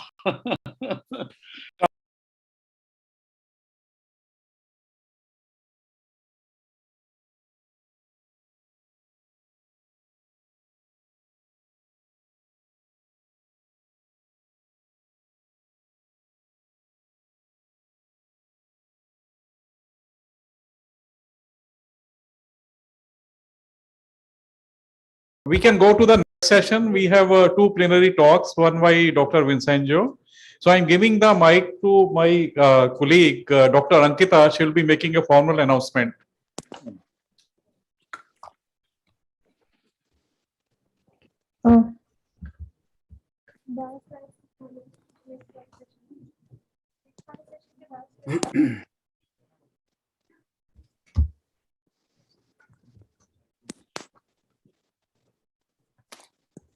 So we'll be now proceeding to the next plenary by Dr. Vincenzo Di Nicola on the Guru-Chela relationship revisited. The chairpersons for today's session is Dr. S.C. Malik, who is here with us, sir.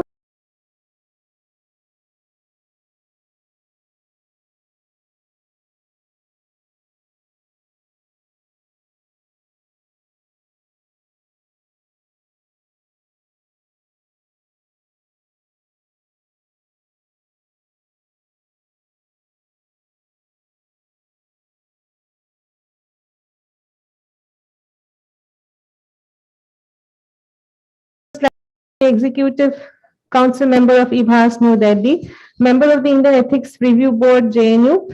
He has been awarded by the highest award of Indian Psychiatry, DNN Murthy Rao Oration Award, and he is a member of the World Psychiatric Association. He has interest in traveling and studying of different social aspects of children and family. We welcome you, sir.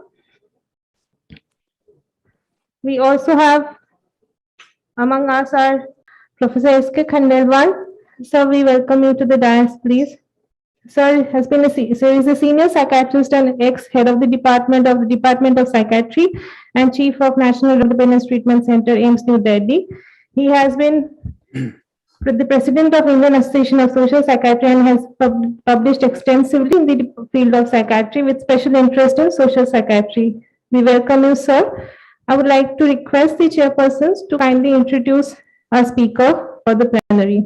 Thank you.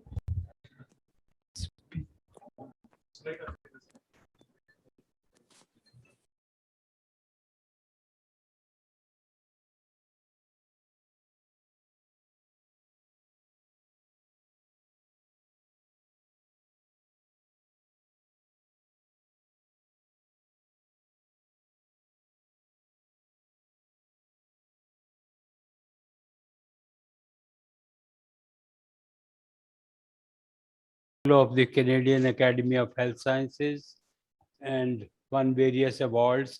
His interests are in child and adolescent psychiatry, and he is also professor of social psychiatry in Ambrosena University.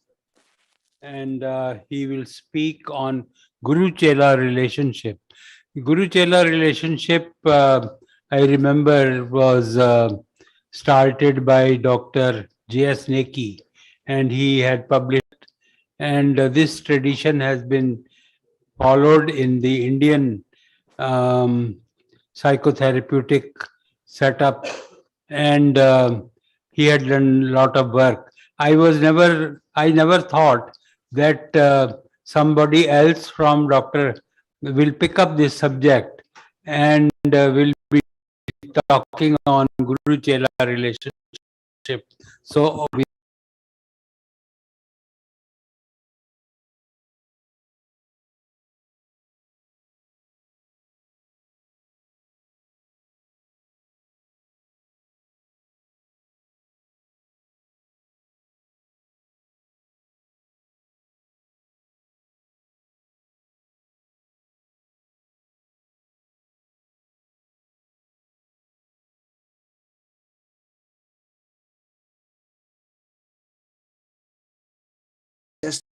contributions. So here we go. So I'm going to start sharing my screen.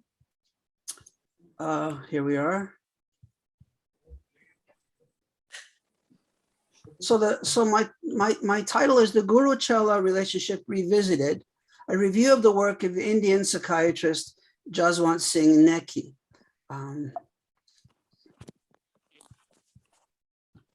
Just so you already know a little bit about me. So let me talk about my objective here. First of all, I'd like to revisit the contributions of Indian psychiatrist, Punjabi poet, and Sikh scholar Jaswant Singh Neki to social psychiatry. I think he represents a major innovator in India and for the world. I'd like, secondly, the objective is to contrast and to compare Neki's India-based Guru-Chela paradigm for psychotherapy and contrast it with the Western eye-centered paradigm of psychotherapy. Third objective is to examine the impact of Neki's Guru-Chela paradigm in India and the Indian diaspora, and to try to synthesize this with contemporary trends in Western societies. This is a portrait of Jaswant Singh Neki, who was born in 1925 and passed in 2015. Now, as I said, he was a pioneering Indian psychiatrist, a renowned Punjabi poet, and an equally renowned Sikh scholar. He was born on the 27th of August, 1925, in the Punjab province, which at the time was part of British India. His family moved when he was just a child to the Baluchistan province in what is now part of Pakistan.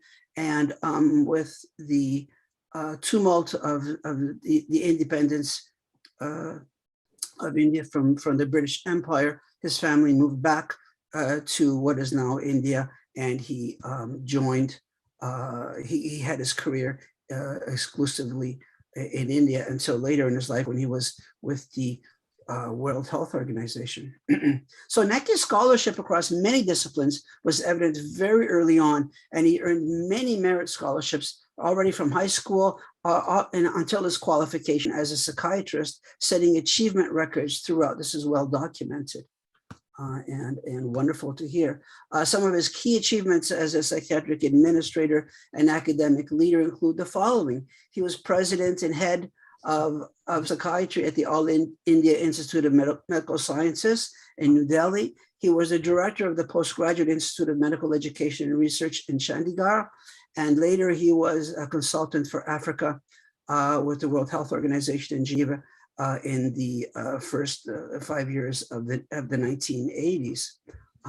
Unfortunately, I never had a chance to meet him, but at the exact time when he was with the World Health Organization, I was studying I was beginning my studies in psychiatry at McGill, and I'll talk about that further. Professor Wig, who was one of the founders of modern Indian psychiatry, referred to him as an Indian legend of Indian psychiatry and one of the finest psychiatrists that India has produced. Professor Wig further said after the passing of Dr. Neki that J.S. Neki was one of those who had laid the foundations of psychiatry in India, which is a very great honor and homage indeed. So let us now go to the heart of what I want to cover. Let me turn now to my interest in Neki as a psychiatrist. We'll have at the end of my presentation a chance to listen to his own voice reciting one of his poems in Punjabi with an modern English translation. So in a series of original and path-breaking publications, Neki proposed what he called the guru-chela or the master-disciple relationship to create a new paradigm for the therapeutic relationship. And at the end, I have all of the references, and anyone that'd like to see this could just ask me for the paper, and I will be happy to share it with you. So Neki's paradigm for the therapeutic relationship employed an accessible cultural idiom that Indian patients could understand and identify with. Professor Rashid Benegadi just mentioned the work of Dr. Arthur Kleinman from Harvard, who introduced in great part, along with Byron Good and others from medical anthropology, the notion of cultural idioms or idioms of distress. So the idea of reaching for an indigenous explanation, a cultural idiom that comes from the people and speaks to the people, is, I think, a very powerful notion. And this is another sense in which Neki was absolutely original and pioneering in the most up-to-date contemporary sense of the notion. And I'll speak later to how I see how he integrated the best of world or Western psychiatry along with pioneering new ideas in Indian psychiatry. And so this is how it came to my attention. I was in training in the 1980s with Professor Raymond Prince, who was one of the founders of social and transcultural psychiatry in the world, and certainly was the director at the time of the division of social and transcultural psychiatry where I trained. And it was Professor Prince that brought Neki's work to my attention. He was very fond of his work, and he knew him, of course. So what Neki has done, he was contrasting his proposed Indian paradigm with the Western patient-therapist relationship, exploring both similarities and the sharp contrasts between not only those paradigms, but between Western and Indian cultures. And we see this often in the literature commenting on him. For example, one of my other professors at McGill, Professor Anant, originally from India, who was a full professor there, would often compare the societies, not only the practice of psychiatry. And I think that's absolutely essential. And those of us who are in social and cultural psychiatry won't be any strangers to that thinking, as everybody has already emphasized today. So working with Professor Raymond Prince, we together identified 3 I-centered assumptions behind Western-based psychotherapy. We kind of developed them to make sense, in fact, of models like Neki's Guru-Chela paradigm or the work of Thomas Lambo in Africa and other parts of the world. So we believe that the contrast with the Western tradition, notably in academic psychology, psychiatry, psychoanalysis, and so on, are 3 things. The individual, that's the first I, is the focus of therapy. Introspection and insight, another 2 I's, are the key therapeutic methods that are employed. And the goal of therapy in Western psychotherapies is personal independence. This is always remarked upon, especially by outside observers of the Western tradition, but especially including those of us who live and work in the West. So this was explored in great detail and became the kind of basis by which we read and understood Neki's work. Now, Neki's Guru-Chela relationship, by contrast, in his words, encourages something very different, encourages permanent dependency, since the guru, or the master, the teacher, assumes total responsibility for leading the chela or the disciple towards self-mastery, through disciplines of persistence and silence. So we already have an important contrast. Self-fulfillment, autonomy versus the notion of self-mastery. Only much later in psychology, for example, with Albert Bandura's notion of self-efficacy or self-mastery, do we get such ideas, which I think have been central to Indian culture for centuries, if not millennia. Now, the guru-chela relationship, Neki explained, would be the most suited to cultures that value self-discipline, self-mastery, as he just said, rather than self-expression, which would be more the Western ideal, and seeking a creative harmony between the individual and society. Now, the West has, let's say, attempted to mature, to catch up with these ideas from other cultures around the world, notably India in this case. But I think we still are limited and hampered by the tremendous sense of the notion of autonomy, self-fulfillment, self-expression, as opposed to congenial, convivial, communal expressions of health. And I think this is absolutely crucial for the future of the notion of health, to see this as a pioneering statement. Now, I understand that it came from Indian culture, but I think the brilliance of Neki was to take something that might be very obvious to Indians, put it on the table for discussion, and contrast it with other traditions in the world, notably the Western tradition. Now, what I'd like to do is to take stock of the Guru-Chela paradigm on 4 different levels. Its impact in India, in the Indian diaspora, in a fascinating paper, and I knew Professor Anant well, he was looking at Indians who trained as psychiatrists in the West and how they behave here and what adaptations were necessary, and then what happened to them when they would return home to India, and what are the impacts of making this attempted integration. Finally, I would like to look at Western psychiatric and psychotherapeutic cultures or traditions, and to what extent we can imagine a synthesis with the Guru-Chela paradigm from India with other trends that are happening in the world today. So let's start with the impact of the Guru-Chela relationship in India. So many scholars, if one looks at the literature in India and observers of India, notes Neki's work very positively. I've mentioned some of them here: Carstairs, Parkar, and colleagues, Sethi and Chaturvedi and others. But what I haven't been able to find is any studies or summary reflections of the use and the impact of Neki's paradigm in Indian psychiatry and its allied professions. And perhaps this is an opportunity to trigger a collaborative research or a collaborative project where we speak to people who are working in India who may have known him or have applied his ideas. But although he's often mentioned, I couldn't find a particular study. There are more studies from outside of India looking at its impact than I've been able to find studies within India. Here.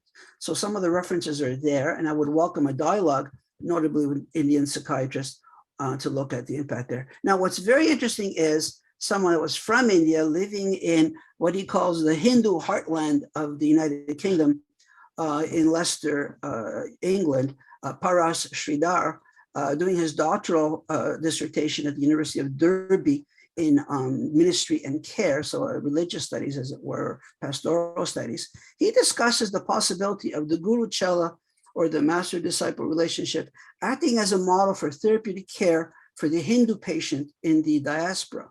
And his study sample is, as I said, in the Leicester area of England, which he called the heart of Hindu England. And now from his thesis, he says the study investigates the meeting ground for science-based Western psychotherapy and intuition-based spirituality. I already think that's actually a cultural prejudice. I'm not so convinced that Western psychotherapy is science-based with a capital S, but that's a whole other conversation. And I'm not sure that calling it intuition-based is totally flattering in terms of the scientific, so-called scientific paradigm of academic psychiatry today. I think he meant it well, but we could deconstruct that sentence quite a lot. Now, both subjects deal with pastoral care components for their respective respondents, but are diametrically opposed in their approaches, and I would very much agree with that. Don't forget that this was a man doing his doctoral work in pastoral care.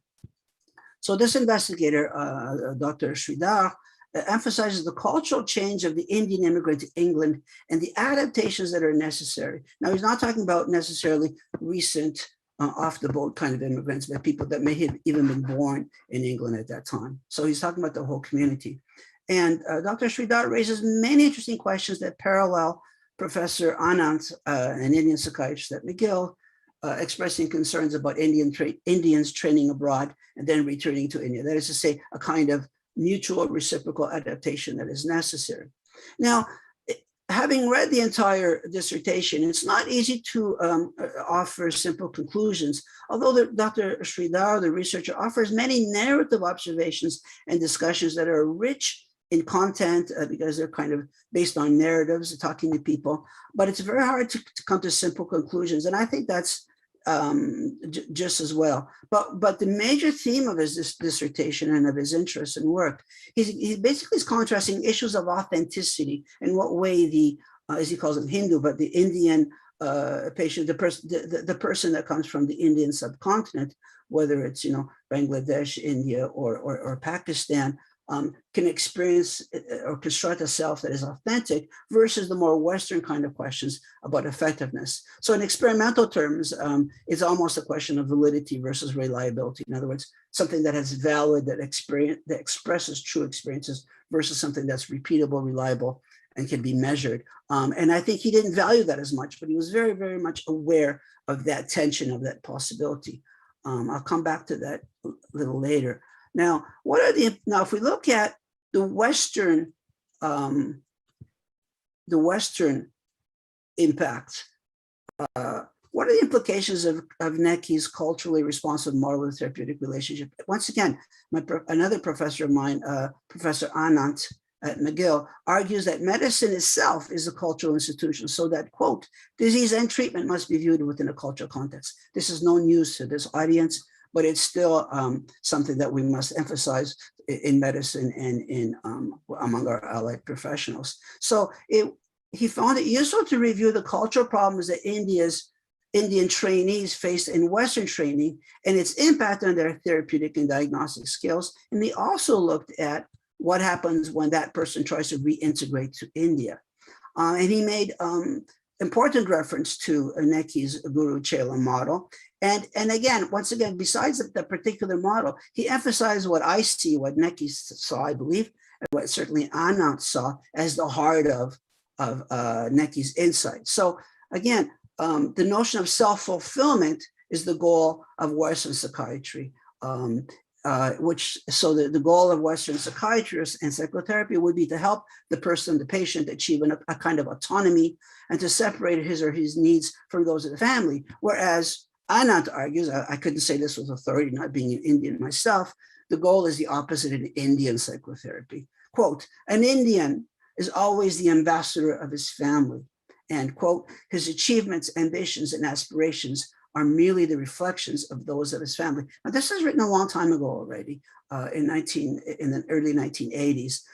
So I think we must be aware of the fact that India is a universe of cultures, languages, and subcultures, and so on. And surely there are other trends going on. But I think this is really a reach to compare the best of Indian traditions as he understood them with Western traditions.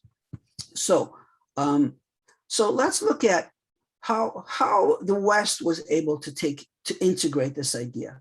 I have the strong feeling that in many ways we took, although Necki was hugely important in Indian psychiatry, because I trained at places that were constructing social and transcultural psychiatry, and McGill was pioneering in that.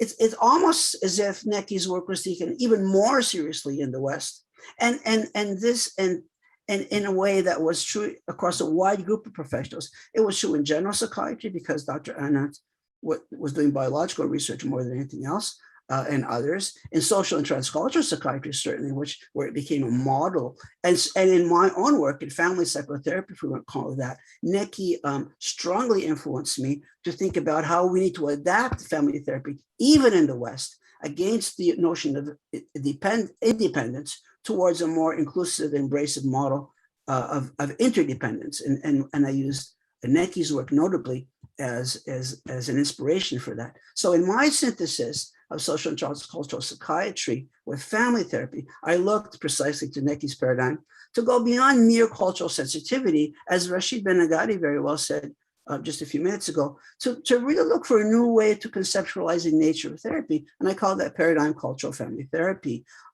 And I bring those two things in opposition. Not only does family therapy change as a result of looking at culture, but we need to change the way we look at culture. As again, my good friend Rashid so articulately spoke to and gave us some examples. So these are pictures of some pictures of Neki. In the picture on the left, he's a scholar, he's writing, and the other one is a more reflective person. So is a synthesis, in conclusion, is a synthesis of Neki's Guru Chela paradigm with contemporary trends in psychotherapy, psychiatry, and psychoanalysis around the world possible? I thought I had an easier answer to this when I first started this research project than I have now. So is a synthesis possible? First, I'd like to make a comment. The West in general, and notably the United States, has been and is a laboratory for generating new ideas. It's a kind of think tank of progressive ideas. However, as Anand observed, Western society is dynamic. So we generate ideas and we move on to the next bright idea. And we don't always sit and develop more deeply ideas that arise. So we have a lot of analysis, a lot of new ideas, not enough synthesis in my view. Other cultures, notably India, are more traditional, as Anand puts it, and stable, as he says, as he affirmed. And then and when encountering new ideas, they tend to work them through and adapt them locally before deploying them in practice. And as a result, they become more profound. This is certainly true in the development of family therapy. Now, family therapy was really pioneered in the United States, even though it was often by immigrants like Salvador Minuchin, who was from Argentina and had worked in Israel. But it would be fair to say that in psychiatry, family therapy is now much less practiced in the United States, even in Canada, than in, say, Italy and Brazil, to mention two countries where I'm very active. So as a social and cultural comment, it's interesting to me that the countries where family therapy is most practiced, most involved, including by psychiatrists, are the so-called Latin countries, Italy, Portugal, Spain, and countries in South America. It's also very active in France. I'm not saying that other professionals don't practice it. I'm saying psychiatry has moved on to other things, certainly in Canada and the United States. I'm one of the few psychiatrists left in my generation that's still doing family therapy. So what happens is we generate ideas, we don't integrate them. And I'm wondering if that isn't a dynamic between traditional cultures, or at least in part, like India, and the supposedly more dynamic culture of the West and of United States, notably. So I believe that J.S. Neki represents the brilliant foundational generation of Indian psychiatry, along with Professor Wig and others.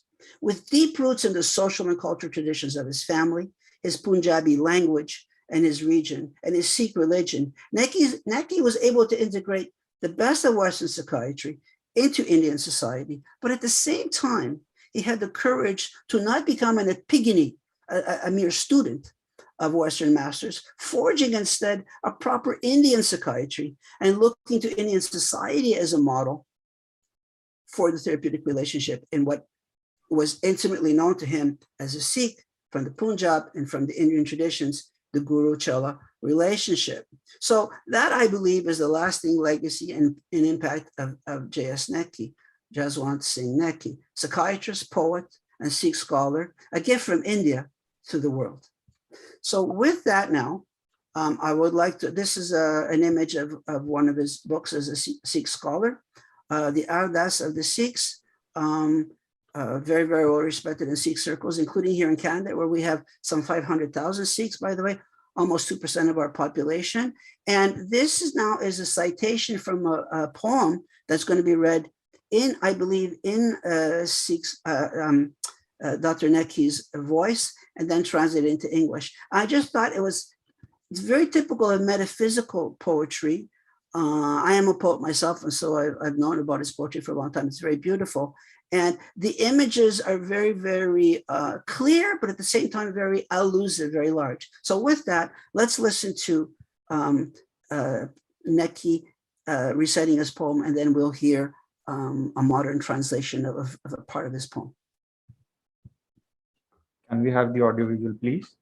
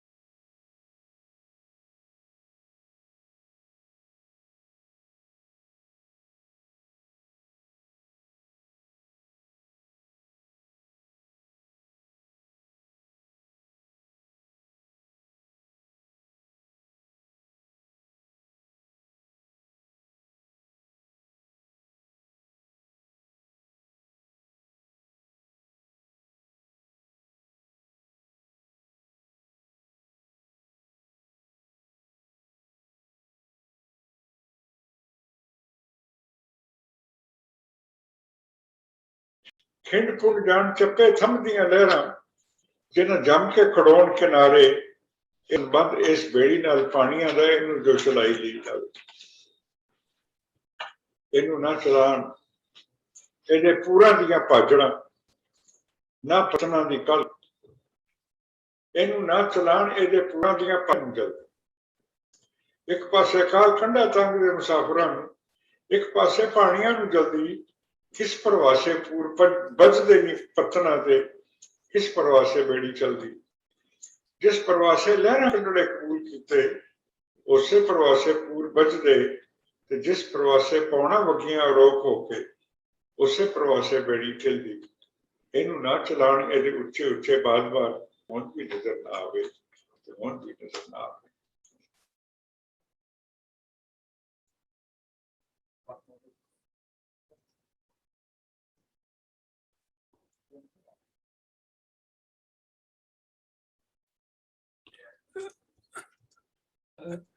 I'm glad to that Professor Dickey, I'm sure wherever he must be right.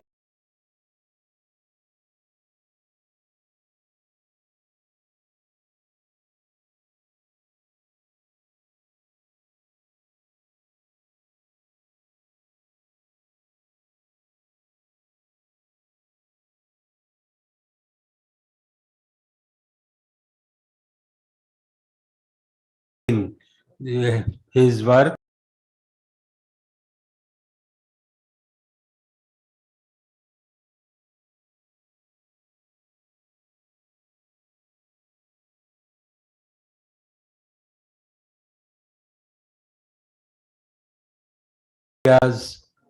About he also had written quite a lot about dependence, where concept of independence and dependence versus interdependence. And I remember his talk on that subject in relation to this. And but I don't know whether in India this sort of work has been carried on, but I'm glad that it is being talked about by the President-elect of the heartening to note. Thank you, Professor Nicola, for bringing into focus the work and times of Professor Neki. In fact, when Professor Neki wrote this paper in 1973 about Guru Chela paradigm, that was the period when many of his contemporary psychiatrists were, when they were having own training program in their own institutions. For example, Professor Neki at All India Institute of Medical Sciences, Professor Wig at PGI Chandigarh, they were wondering that, we were trained in Western psychiatry, we were reading Western books, and now we are trying to train Indian psychiatrists in Indian cultural background. So how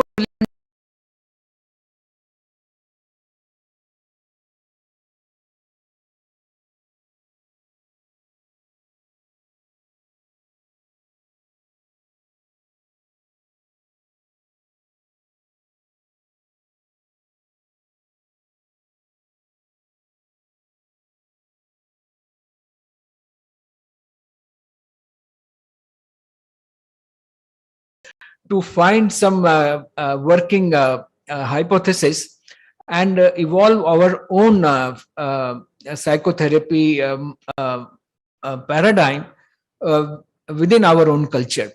And in continuation of that, since you referred to Professor Wig also, Professor Wig gave the concept of Hanuman complex. I am sure that you must have come across his essay that Hanuman to a giant after his potentials were recited to him, and he crossed the ocean in just one jump.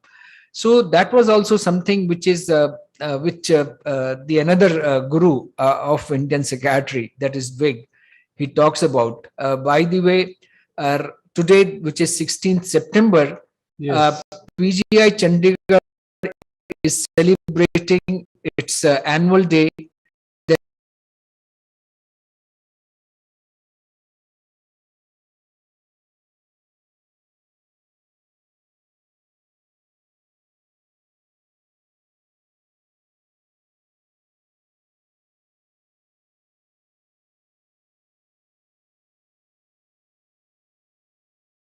Professor Neki also. I'm told that yes, sir, please, Professor Nicola.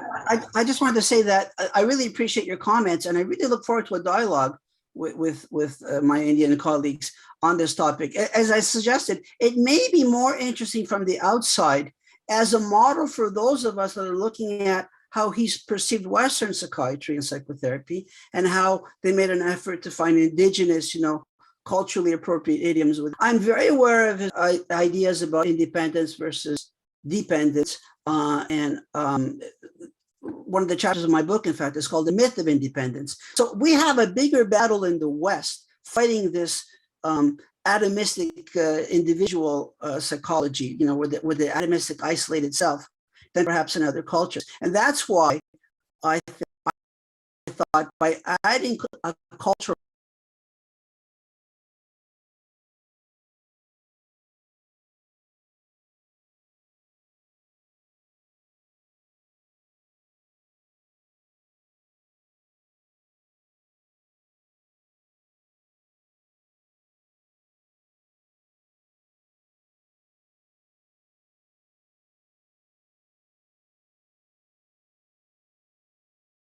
psychiatry, he also finds these things very interesting. And Anand's opinion was it was easier for the Indian psychiatrists training in the West than returning to India to use a biological model because they weren't saturated with cultural assumptions. I don't share that opinion. Obviously, I wouldn't be a social psychiatrist, but I do think that's a very provocative notion. And I like very much your point about taking us back to that era in Indian psychiatry, as are all around the world, of this effort to integrate suppose within what we call or think of as psychiatry. So I really appreciate your perspective. Thank you, Professor Nicola.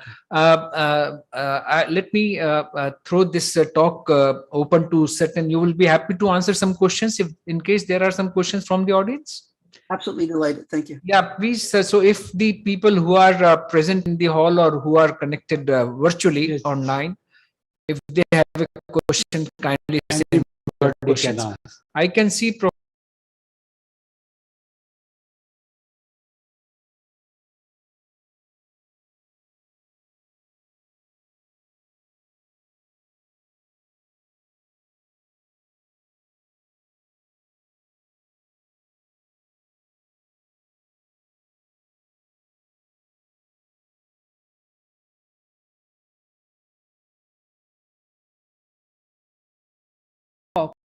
psychotherapy in India, and he highlighted the concepts of sexual libido versus affective libido. I think this is very, very important. And I think I still remember, and this is again with reference to what Professor Nicola has presented.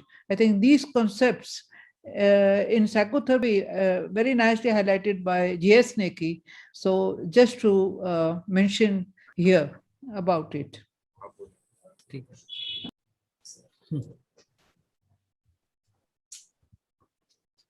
any quick question or comment from any audience?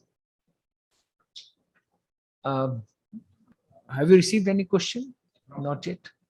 Okay, so Professor Nicola, thank you very much once again for reminding us of Professor Neki's work, and I'm sure that some of the postgraduates sitting here, they will be enthused to again relook and work on.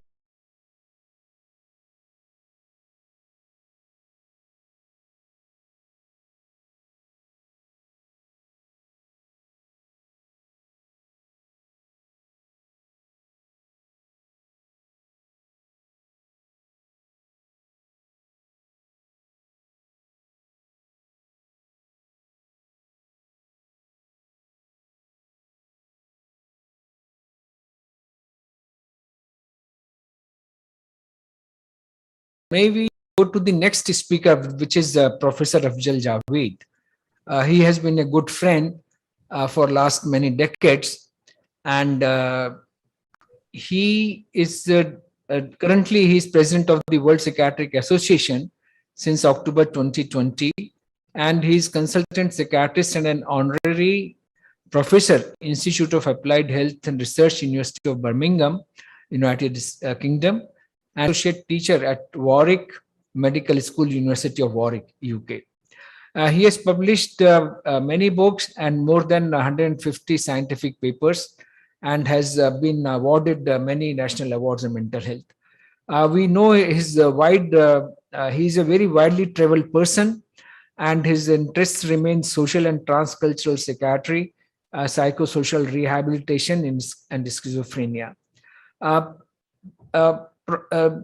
Professor Afzal Javed would be talking to us about the financial empowerment of mental health. And just a few seconds, Afzal, let me just, because you will be speaking on it, but I think you are speaking on a very important topic when we are talking about ending the exclusion and discrimination of mentally ill people. How financial empowerment can be a tool in that direction. And when we are talking about the sustainable development goals, which talks in various goals talks about the ending poverty and other things. And poverty alleviation and poverty removal is a very important goal of this SDG. If we have to enrich our mentally ill people, we have to liberate them from the shackles of discrimination. I think financial empowerment is going to be a very crucial tool in that direction. So may I request you to kindly deliver your address.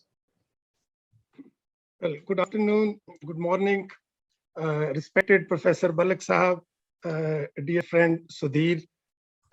Let me first thank the social psychiatry organizations, both WASP as well as the Indian branch, for inviting me and just setting the scene for a wider collaboration between different organizations working in the field of mental health.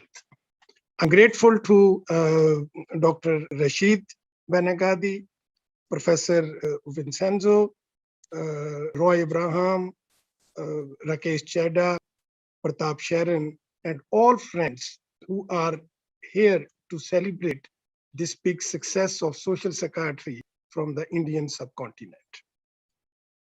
You have actually helped me a lot by summarizing the summary of my talk, which I'm going to share in terms of emphasizing that while we are talking about empowerment for our patients, sometimes the financial aspects are neglected, and how we can use this particular area not only to remove or help overcoming the stigma, but also in terms of making our patients productive citizens of the society.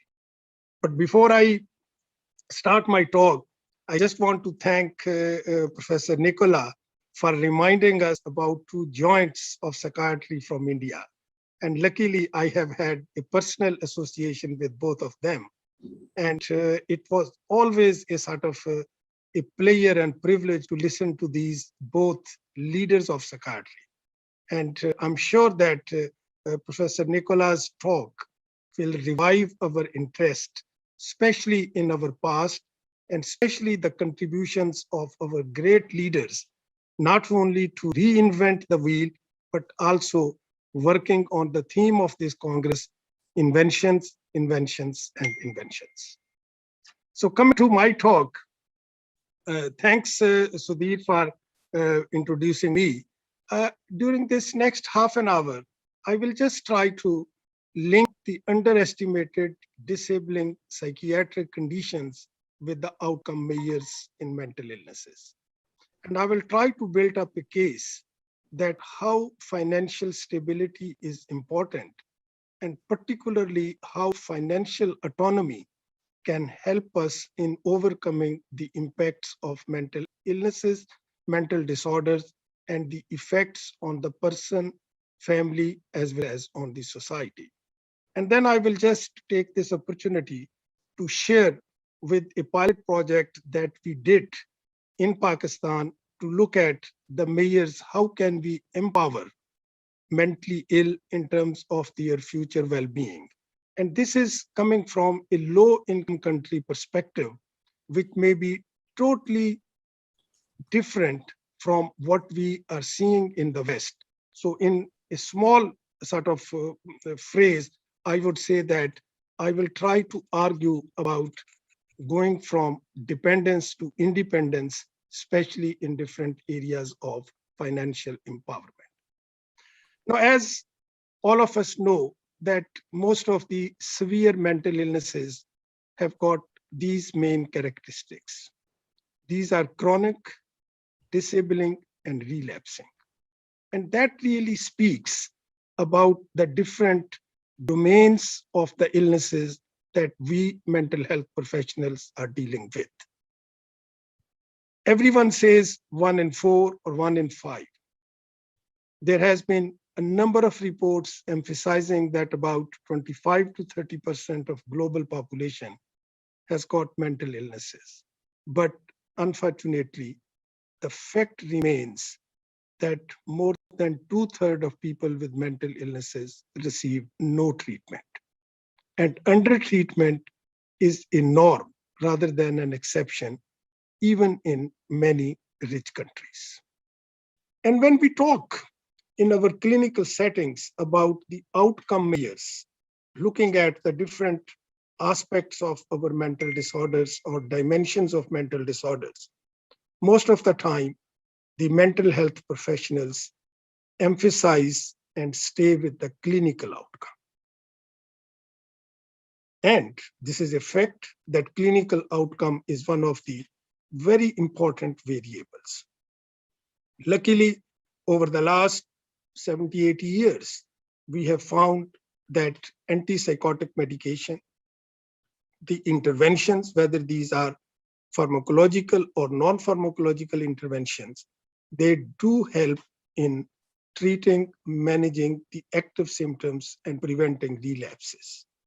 But when it comes to the symptom improvement, there has also been a lot of concern that although we may find improvement in the clinical symptomatology or psychopathology, unfortunately, not necessarily we have got improvement in quality of life, in employment, or in social interactions of many of our patients.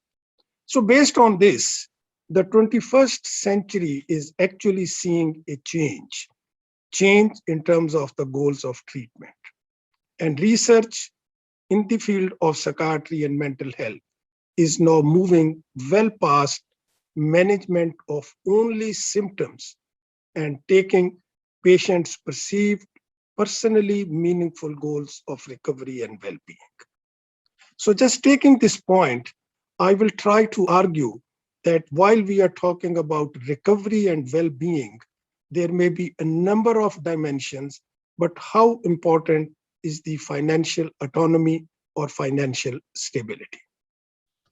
And generally speaking, when we are talking in 21st century about goals of any treatment, we talk about clinical remission, recovery, rehabilitation, social functioning, financial autonomy, and social reintegration.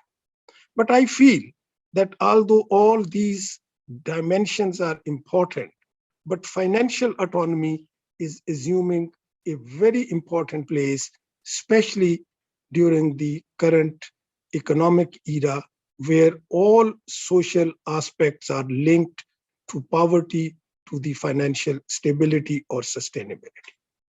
So that is why now the trend is coming up that while we talk about clinical outcomes in psychiatry, we should also speak about functional outcomes.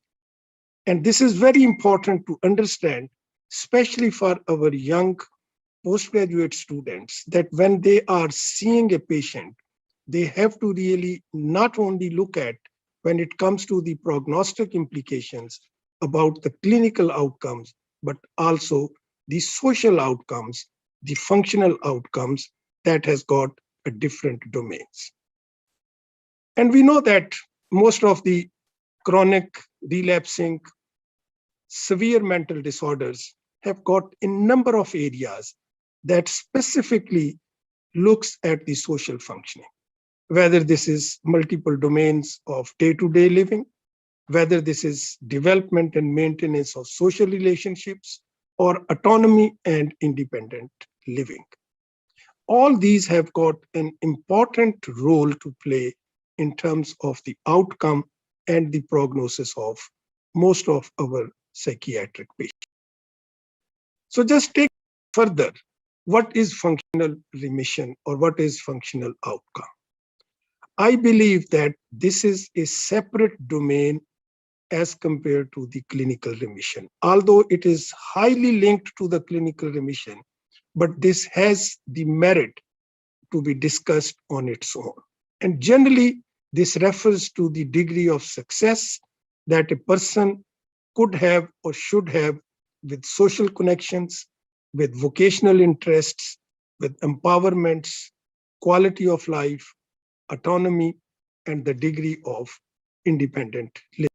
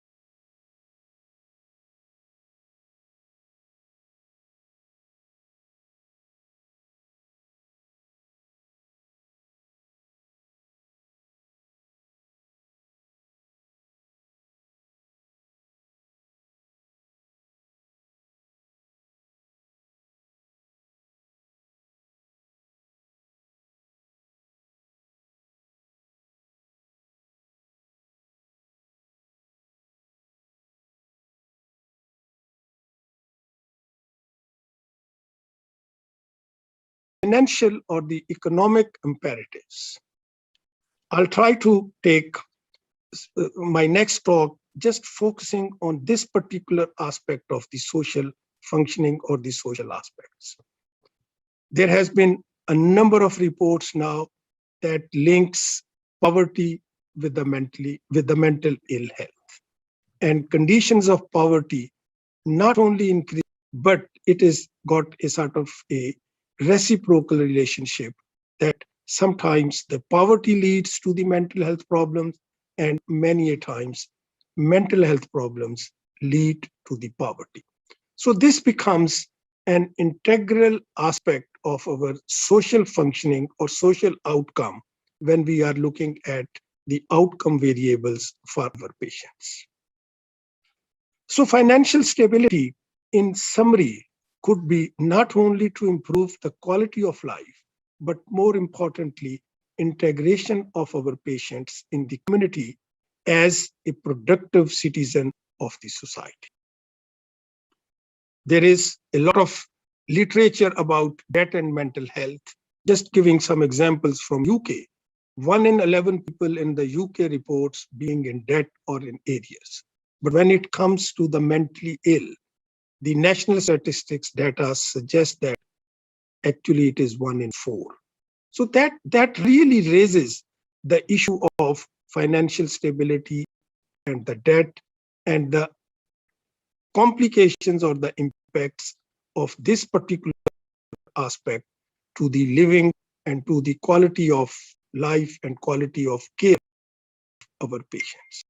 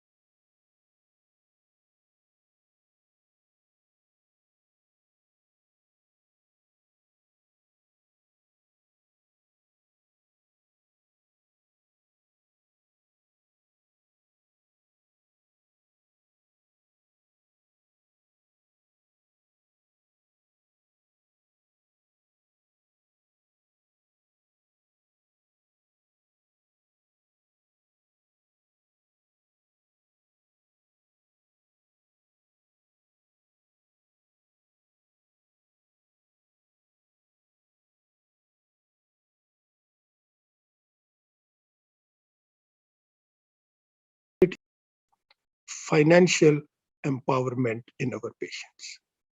And as I said that, now the treatment research is moving not only from the clinical outcome, but also to the functional outcome. And recovery, which is again a sort of a very important theme of 21st century, is coming up as something which needs to be taken that way.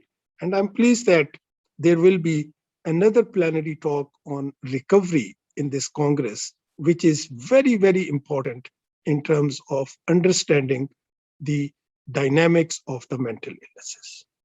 But when we talk about the recovery, it is not only the clinical recovery, or in other words, getting better. It is also the personal recovery, which is living well. And this living well is actually becoming more and more important in our current day practices of mental health. And what do we mean by living well? Living well is stability in functioning. Of course, it is the treatment or management of the symptoms and the independent functioning, but again, linking this to empowerment and self-responsibility, that is also linked to the financial stability and financial empowerment. Again, I want to emphasize that in this era of economic importance, that is also equally relevant and appropriate for the mental health. So what should we do? Of course, we have to really do a campaign in terms of supporting and improving the money management systems for our mentally ill. We have to really work to gain more knowledge about how we can improve the basic financial skills of our patients and how can we reduce the vulnerability to financial exploitation. Of course, there are a number of theoretical aspects, but just going into the practical aspects, we have to be more clear and prognostic in that sense. So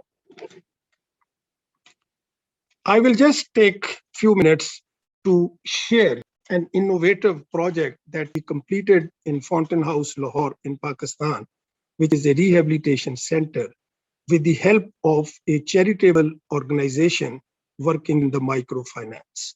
And the purpose was to look at the rehabilitation and maintaining recovery of schizophrenic patients using microfinance facilities.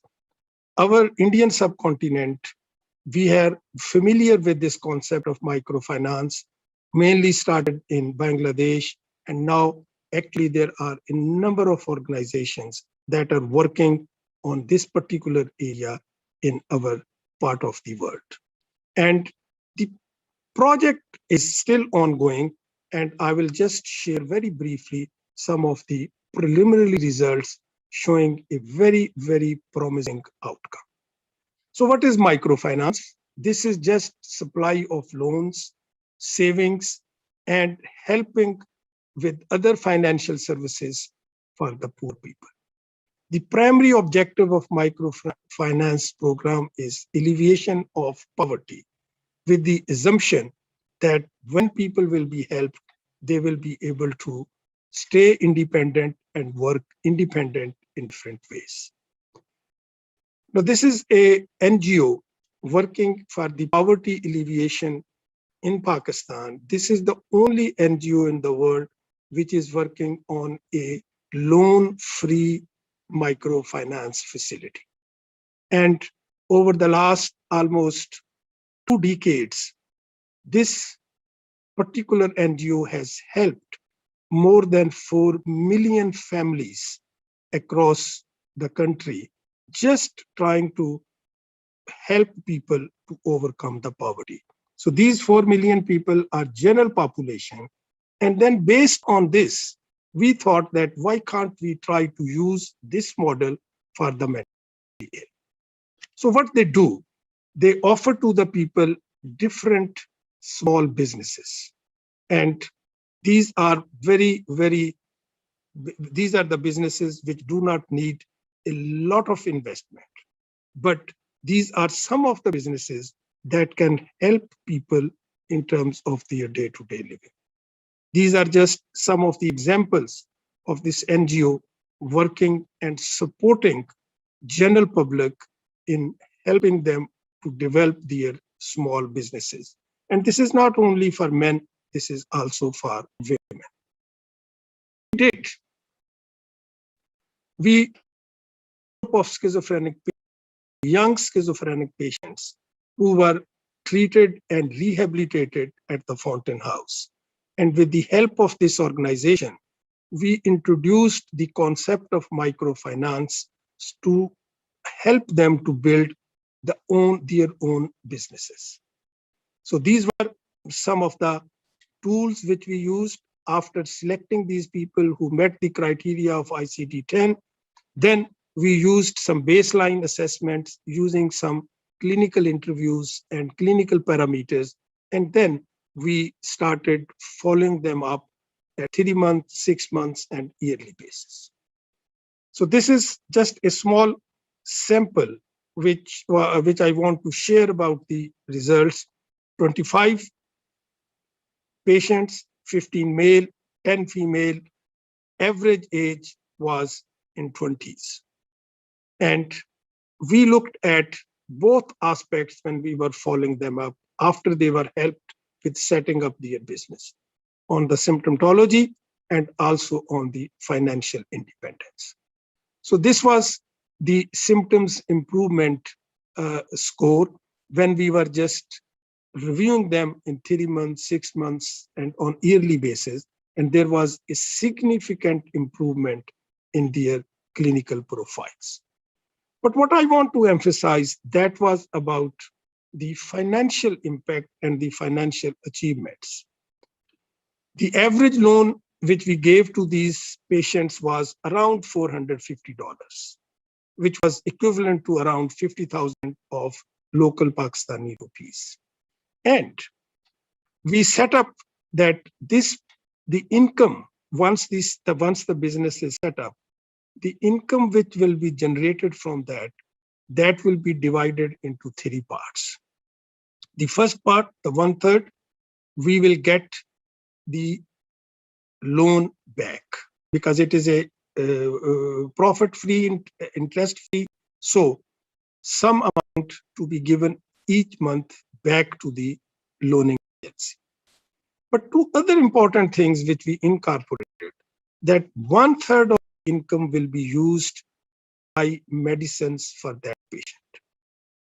In Indian scenes, this part of the world and in many low-income countries, we always find that relapse, one of the major cause of relapse is non-adherence, compliance to the medicine. And unfortunately, if somebody from a low-income family, it is very difficult to buy the treatment on the monthly basis. And then the third thing which we advised, that was that 1/3 of the income should be given to the family. And actually, this was one of the very important outcome, that through this, the family started acknowledging the importance of that patient. They thought that this person is becoming a productive member of the family. This member is contributing to the financial income of the family. And the impression which and the feedback which that was so powerful in terms of overcoming the stigma related to the mental illnesses. So this was just a sort of a financially independent model, that with a small investment, how we were able to show that if we could find something for our young, chronic, mentally ill, how can they become a contributing member of the society? So in summary, while we are talking about clinical outcomes in our meetings, in our clinical settings, I would argue that the functional outcome should be equally important, equally taught, equally assessed. This give helping the people become an person, but giving the family that this is in the family who is dependent on us is becoming in terms of her earnings. This model is showing us how we can move from dependence to independence. In the West, the state is responsible for giving the disability allowance. How can you expect that if a mentally ill is being given a big amount every month, why should that person work? Why should that person get involved into any positive aspects of the earning? So, and unfortunately, in most of the low income and even middle income countries, the state is unable to provide disability allowances to our patients. So we have to invent ways and means that we can really use the power of the society to help patients.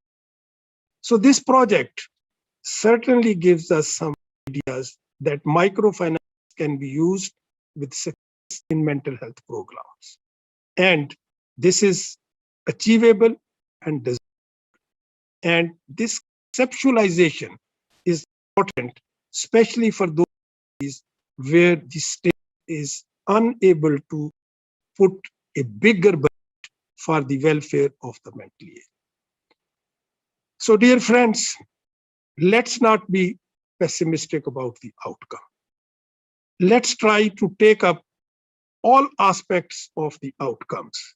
And while we are seeing our patients in our outpatients, let's not only stick to the measurement of the BPRS, positive symptoms, negative symptoms. Let's try to ask, and let's ask the family that how things are in terms of the functional outcome and more importantly, the financial outcome. So I feel that functioning is going to be an important variable in the coming years. We must include this social impairment, functional impairment, outcome areas as diagnostic classification. Until and unless these messages are not come from the clinician, families will not be able to accept or acknowledge as an important thing. So I want to conclude by suggesting that this is an area for future work. And this idea is consistent with the recovery model, staying well, living well, and provides the integration of our young chronic mentally ill to the community. And as I said earlier, this is independence rather than dependence, and also the involvement of families and carers in a program in a wider way. So I once again thank you, and I'm grateful to the WASP and the Indian Association for Social Psychiatry for inviting me.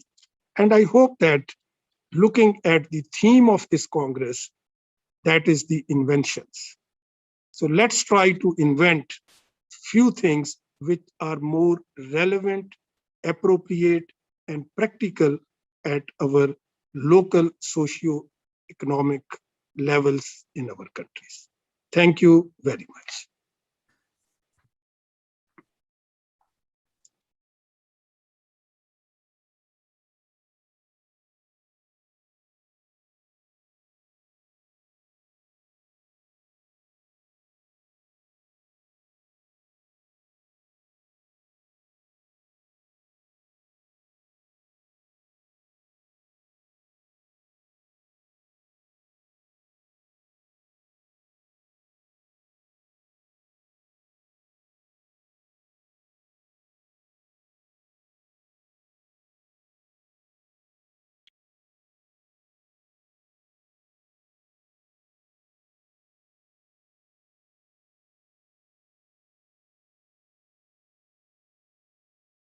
model, but also actually worked it out in culture and seen that it is workable, and it is a model which can be applied in developing countries like India or other developing countries. The work that is being done is totally selfless. It is the rehabilitation that they carry out and the functional outcome that he has mentioned. One can see it, and incidentally, they have a wing dedicated to Dr. N. Wig. I saw that wing also, and that shows how much importance rather than other issues. So one should be able to apply these concepts in practice in countries like ours. If there are any questions or any reactions from the audience, I am sure Dr. Afzal Javed will be ready to answer. Can we have a question from the audience? If there is a question from the audience?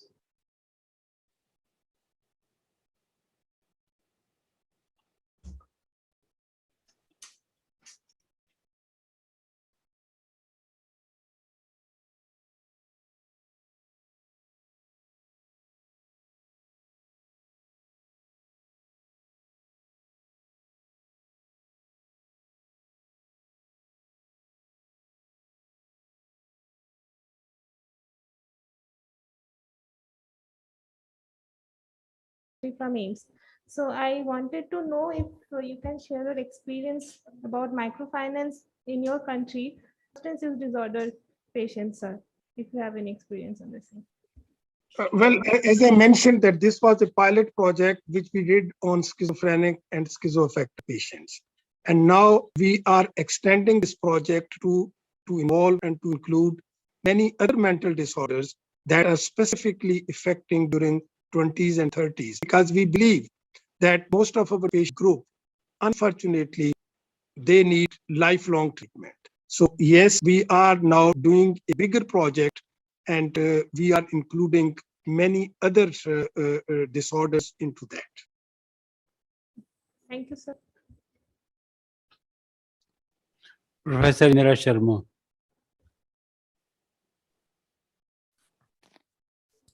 You are not audible.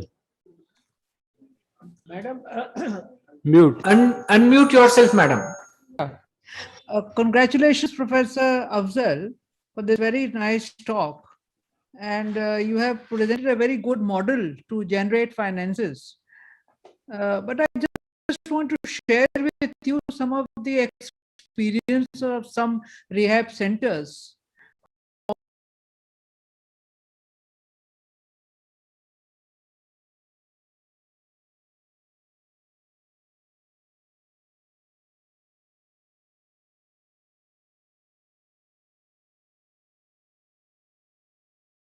Question to you is, and it's also a question to you, is that this whole project seems to be very good, because at least the patients are generating money and they are doing, they have a sense of self-esteem, and they can support themselves, they have some financial independence. But the basic issue remains is that is the money enough to sustain themselves, which includes the treatment costs. I think this we have to look at like this as well. Professor Sharma, you are absolutely right.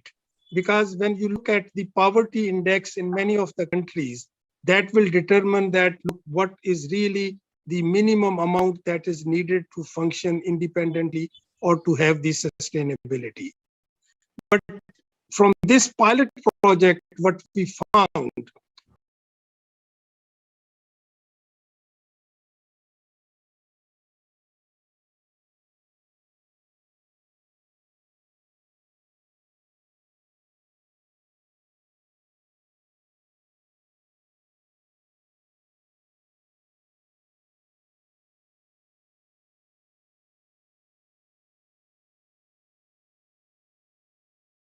a sort of income.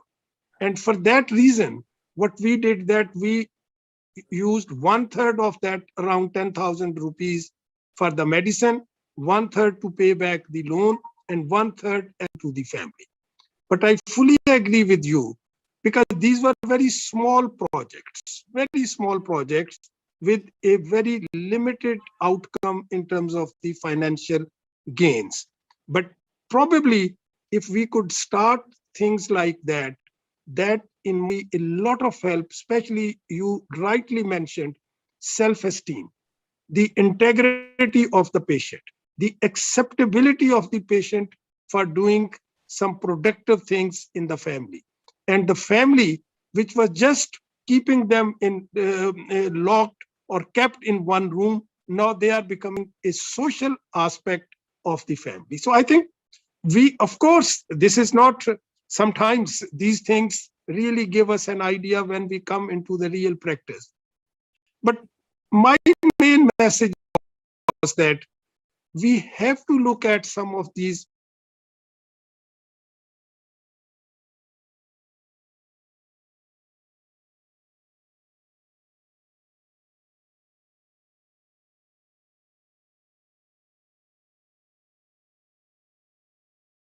for a living wage. That is the term we use, living wage. It's not enough that you earn. The amount should be enough to sustain you. So this is very important. I just wanted but you yourself has got you yourself has got an expertise in law. I mean, these things are always written in the constitution of many countries, but how much it is implemented, you know better. But and the last thing, Professor Malik and Sudhir, the English proverb which we usually say that if there is a will, there is a way. I feel it should be the other way around. If there is a way, there will be a will. And this is how we are trying to invent the ways so that we can create the will to do that. Thank you, sir. Good ending. Professor Nicola. Good ending. Yes, thank you.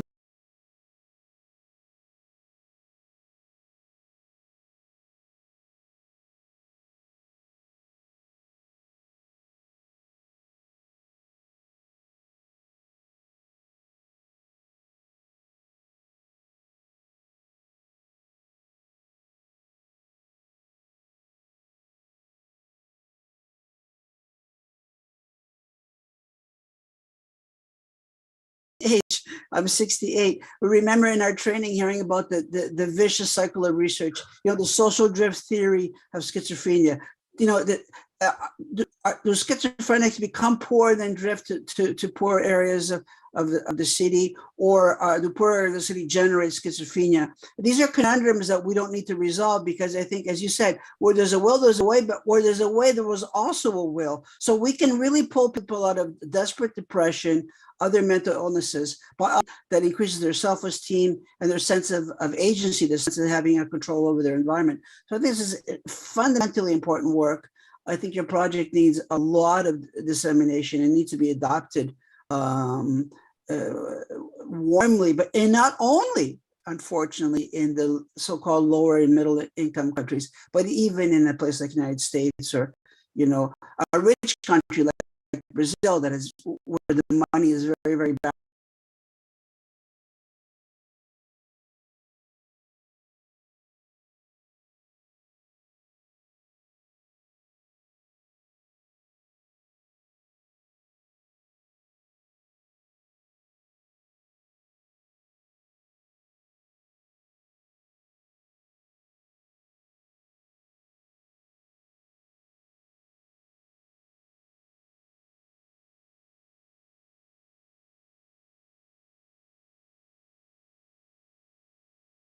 Try to track them down for research or whatever.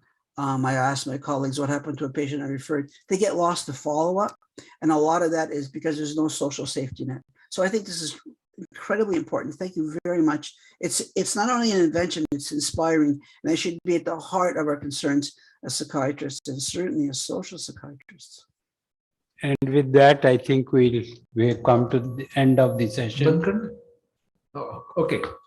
Thank you very much, Professor. Thank you, Prof, for giving very illuminating talks.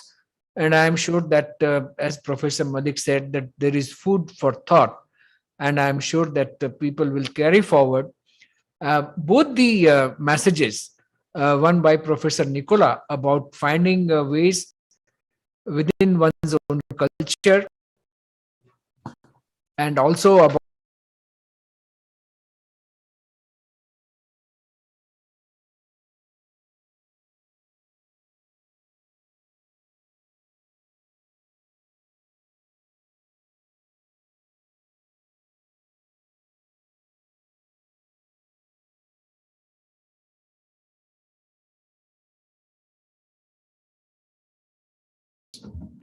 Thank you, sir. Thank you very much. Thank you, Dr. Nicola. Thank you, Dr. Javed, for a wonderful presentation. And I would also like to thank Dr. Malik and Dr. Khandelwal for conducting the session smoothly. I would like to announce that we will break for tea for 15 minutes and then we'll continue with the next session. Thank you, sir.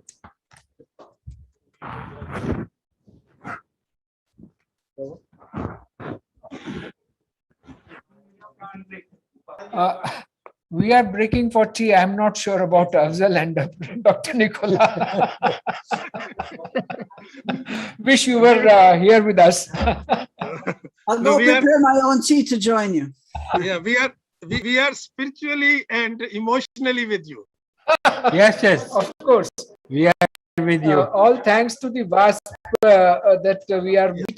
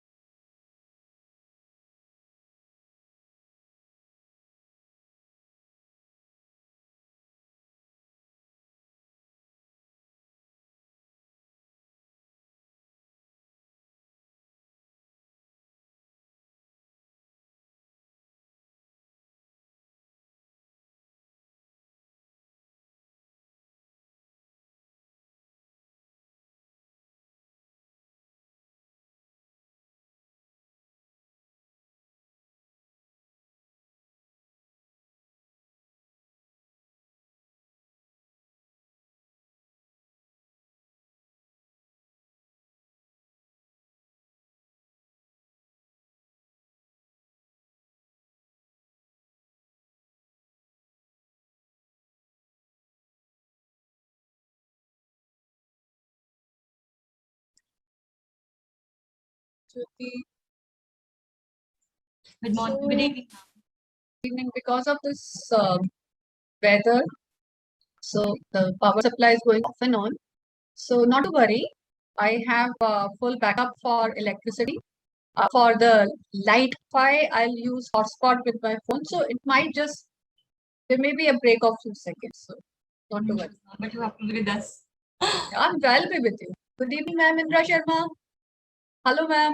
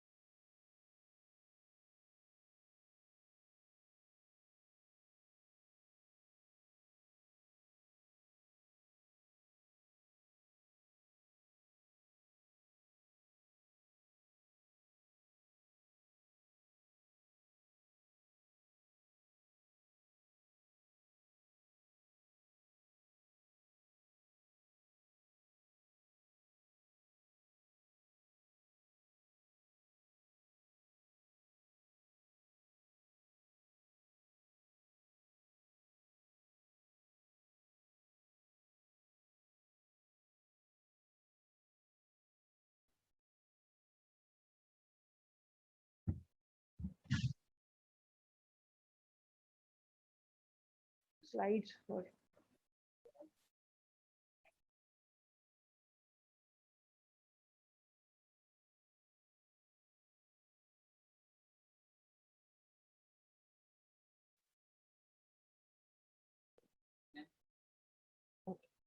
Good evening, everyone. Next meditation, a blessing in disguise. The chairpersons for this session would be Professor Rajiv Gupta and Professor Preeti Arun. Slides.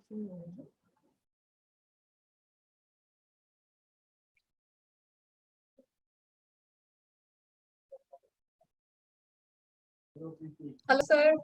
How are you? Good, sir. How are you?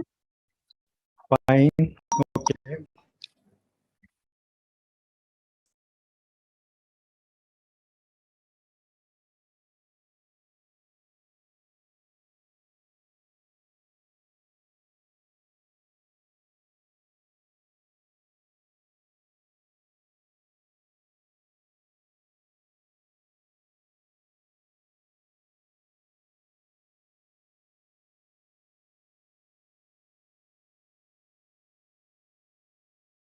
Awarded multiple times, including the WHO Fellowship in Health Policy and Advocacy in University of Indonesia from 13 February to 23rd March 2012. He has presented research papers in national and international conferences, participated in international conferences as invited faculty, and published research papers in reputed national and international. His research areas are in the of Government Medical College and Hospital, Chandigarh, and she's the additional director, Mental Health Institute, and the joint director of Government Rehabilitation Institute for Intellectual Disabilities, Chandigarh.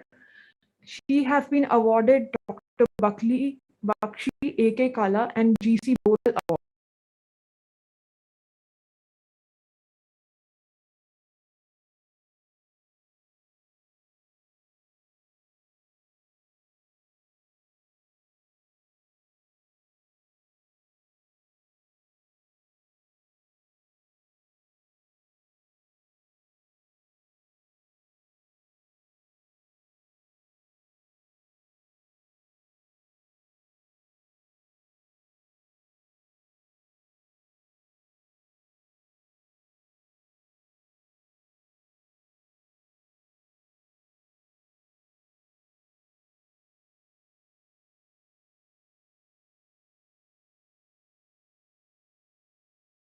We will be having this session on psychosocial rehabilitation, blessing in disguise. So it's very important. And as you know, because of this COVID situation, we are having this virtual meets, and this hybrid meet just shows that how important is the telepsychiatry or telecommunication or tele services which are required now. So this is a contemporary area where we have to think and work. And I'm glad this area is chosen. And so without wasting much time, I think we can go straightway to the presentation. And Dr. Preeti, if you have to say some remarks in the beginning, so I will just invite Dr. Preeti to say something, and then we'll pass on to the presenters. Thank you so much, sir. So, sir, I am also one of the presenters. Okay. So, yes. So that's good. So, the symposium that we are presenting is Telepsychosocial Rehabilitation, Blessing in Disguise, and we have divided it into 3 topics. This is trauma work of Mental Health Institute. So the first topic, rehabilitation and pre and post-COVID era challenges and the needs that I'll be covering. Then telepsychosocial rehabilitation, a proposed model for rehabilitation that Ms. Shikha Tyagi will be covering. And then tele-PSR model, service evaluation and service satisfaction. This Dr. Jyoti Mishra will be covering. So I'll introduce my co-speakers also. Shikha Tyagi is Assistant Professor of Psychiatric Social Work in our hospital with me, and she has received Ballant Award of Indian Psychiatric Society and Indian Association for Social Psychiatry, and award in poster presentation in National Conference of Indian Society of Professional Social Workers. Her interests are in community psychiatry and rehabilitation. And then Dr. Jyoti Mishra, she's clinical psychologist. And with us, she has received S.C. Gupta Best Paper Award. She has 40 research articles, authored 7 chapters and 1 book. Her interests are in rehabilitation and neuropsychology. So this was about the my co-presenters.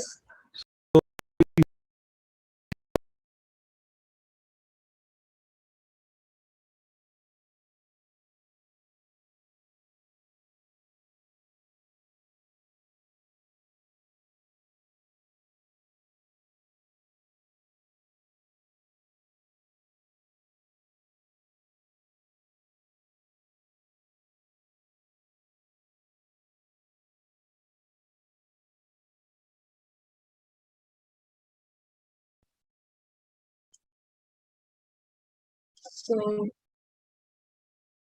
we will be all 3 of us. We will be taking about 15 minutes for each for presentation, and so that we have some 10-15 minutes for question and answers towards the end. They represent difficult to treat population. The goal of psychiatric rehabilitation is to help disabled individuals to develop the emotional, social, and intellectual skills which are needed to live, learn, and work in the community with the least amount of professional support. So the desires of severely mentally ill patients are the same as normal population, that is adequate education and a meaningful work career, and satisfying social and intimate relationships and participation in community life with full rights. So coming to the core goals of psychosocial rehabilitation, these include helping people feel hopeful. That is, that people may be left feeling demoralized as a result of the condition. So rehabilitation focuses on helping them feel hopeful about their future. Empowered, that each individual needs to feel that they are able to set their own goals and have the power and autonomy to pursue those aims. Skilled, rehabilitation aims to teach people skills to help them manage their condition and live the life they want to live. This includes living skills, work skills, social skills, and others. Supported, that mental health professionals should offer support and help clients build relationships and social connections in the community. Department of Psychiatry GMCH under the leadership of Dr. B.S. Chavan has given emphasis to community and rehabilitation services. After establishing community services and realizing the need of rehabilitation services in the city, rehabilitation services were started. So looking at what all do we have in GMCH, one is the Disability Assessment and Rehabilitation Triage or DART. Second is Mental Health Institute or MHI. And third, we have a halfway home. So Halfway Home was started in December 2013 in a separate building with independent team and full-time staff, a beautiful building. So what we were started offering there was cognitive enhancement skills, social skills training, daycare, and vocational rehabilitation. Rehabilitation services are now currently are based on public-private partnership, that is PPP model, with MHI as public entity and NGO Parivartan as private entity. An MOU has also been signed between MHI and NGO Parivartan. So coming to the background, Parivartan is an NGO working for the welfare of persons with mental illness, and it was registered in 2019. This was the brainchild of late Dr. P.S. Chavan. Gradually, like-minded mental health professionals, persons with mental illness, caregivers, and people from civil society joined hands and played an instrumental role in advancing its objectives. So coming to the need for Parivartan, first is the crisis resolution and home-based treatment, or CRHT team. This is for the violent and suicidal cases who refuse to come to the hospital. Family felt helpless in receiving treatment. For some, there were compliance issues too. Next was vocational rehabilitation. Persons with mental illness, they required reinforcement, and to provide the monetary reinforcement, NGO pitched in and helps in marketing and selling of products and provides remuneration to patients. Third is capacity building, conducting training programs for caretakers, policy personnel, etc. Police personnel, etc. regarding various aspects of mental health care. So currently the facilities at DART, that is outpatient rehabilitation, are social skill training, neurocognitive remediation, vocational training, which has various sections like masala grinding and packaging unit, cutting and tailoring unit, arts and craft unit, jute products making unit, nursery and gardening unit, computer training, kitchen and bakery unit. We also have a placement cell, indoor and outdoor games, daycare center, legal aid clinic, and bus services there. So these are few of the pictures of cutting and tailoring unit, nursery and gardening, masala grinding and packing, disposable paste making unit. So in DART, the various stages of progress are that initially there is preparation for work for the patient, and then the patient enters the workforce, and then we expect a continued employment. So there are basically two kinds of methods can be there. One is train and place with pre-employment training. Second is place and train. And the second approach has been proven to be far more successful in helping people with mental illness successfully enter the workplace. In Mental Health Institute, it was inpatient rehabilitation, started in year 2017 with following facilities. Currently, we have 60 beds. There is vocational rehabilitation, cognitive enhancement training, social skill training, and training for independent community living. This is the building of our newly constructed Mental Health Institute. This became operational in March 2019. So till now, we have catered to 776 patients in DART and 266 admissions in MHI. So COVID-19 pandemic occurred in March 2020. There was nationwide lockdown announced and subsequent closure of OPD services of all government hospitals, leading on to closure of all rehab facilities too. And this led to mental health issues in general public, and also equally in persons with mental illness like anxiety, depression, stress, sleep disturbances, increase in suicide, domestic violence, loneliness, especially in elderly, and relapse owing to multiple reasons.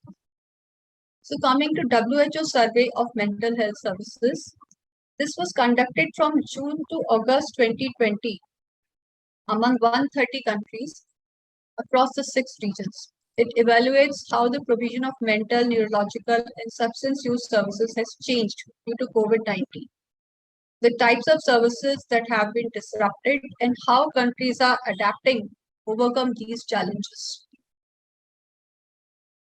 So, over 60% reported disruption to mental health services to vulnerable people, including children and adolescents, older adults, women requiring antenatal and postnatal services.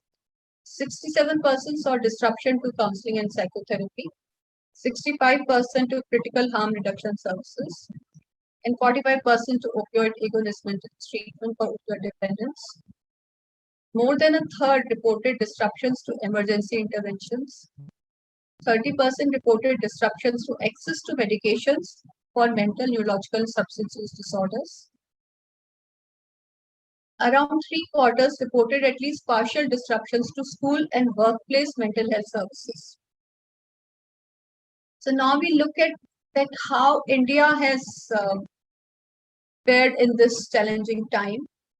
So telepsychiatry and e-Sanjeevani was started in various parts of the country to provide continuity of care to the patients. And in GMCH, we have been doing telepsychiatry since 4th of April 2020. The Ministry of Health and Family Welfare, including mental health as a part of the overall health response, and designated NIMHANS as the resource center. Many resource material were generated, which are available on website. IPS also took out a position statement. NIMHANS set up a helpline, organized webinar. Other institutes like PGI, AIMS, they adapted various resource material and also held webinars. But did anyone talk about psychosocial rehabilitation? So now we come to the challenges. So what kind of challenges can be there? So when we look at the challenges at individual level, there are challenges in accessibility of services, supply of medicines, relapse or worsening, especially among the substance use group and those on long-term maintenance. Increased anxiety and stress, anger and impulsivity. This we have seen in many of our patients. And many patients have to be readmitted because they were not, they became non-compliant to the medication. Loss of daily routine, meaningful engagement and peer support, and reduction in physical activity. At family level, because of the stress of pandemic and also caregiver burden, both led to excessive burden, burnout, fear, anxiety, irritability, fatigue, feelings of uncertainty, and fear of death. And with that came what after me issues. At community level, there was generic distress, migration, lack of actual knowledge. Homeless, mentally ill, they were also facing many challenges, and institutional psychiatric patients. Many were discharged as the institutes were trying to reduce the burden. At professional level, private rehab centers found it difficult to raise funds to pay the staff their salaries, ensure well-being, and uplift morale. And along with this, there were many challenges, like since psychosocial rehabilitation was considered a non-essential service, these were mostly closed in all over, and we also had to close. So in these times, then how did we manage this challenge? Talk about that. I'll now invite Ms. Shikha Tyagi. Thank you.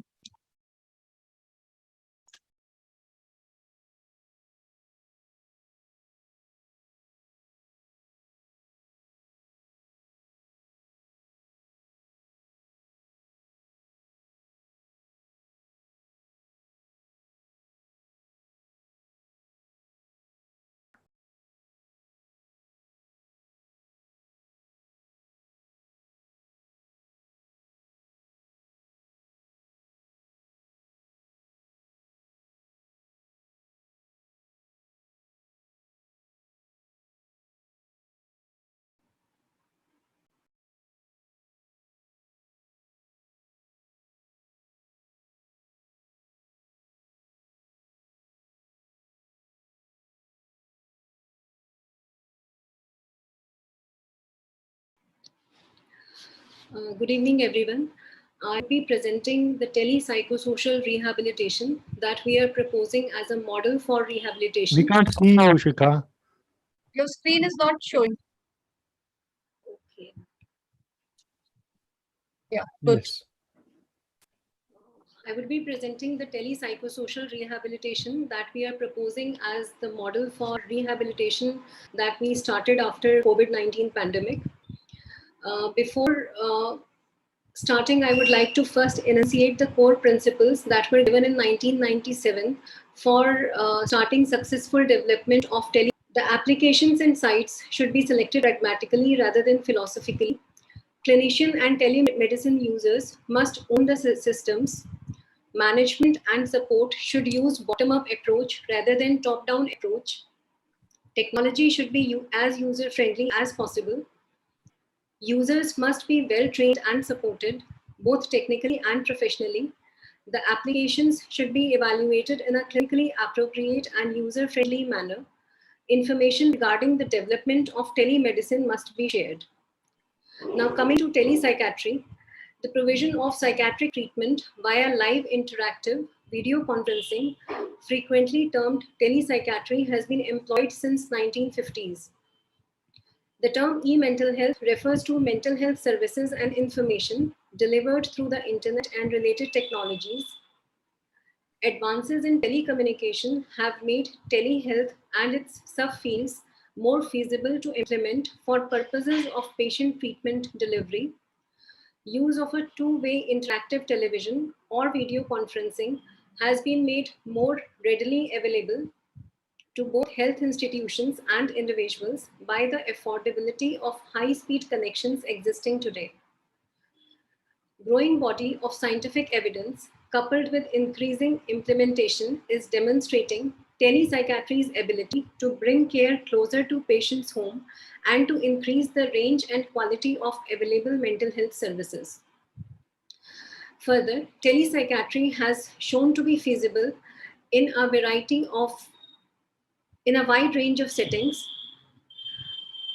across a complement of psychiatric treatments in different ethnic groups and populations. Increasing number of controlled trials are demonstrating the effectiveness and efficacy of telepsychiatry in specific treatments, even in anger management, as well as exploring wider benefits such as cost savings associated with reduced travel, improved care coordination, and cost avoidance through early treatment.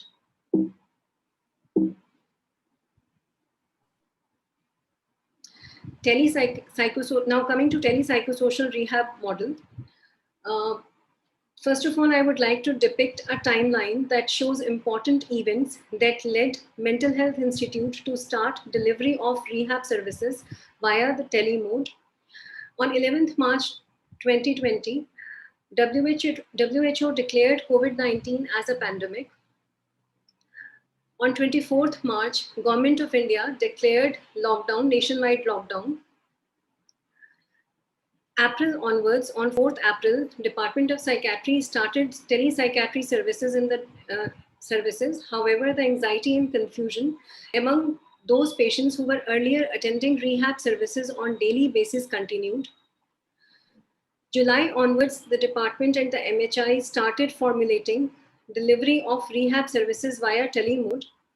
And we were thinking that is it possible to replicate what we were doing at DART in the home setting?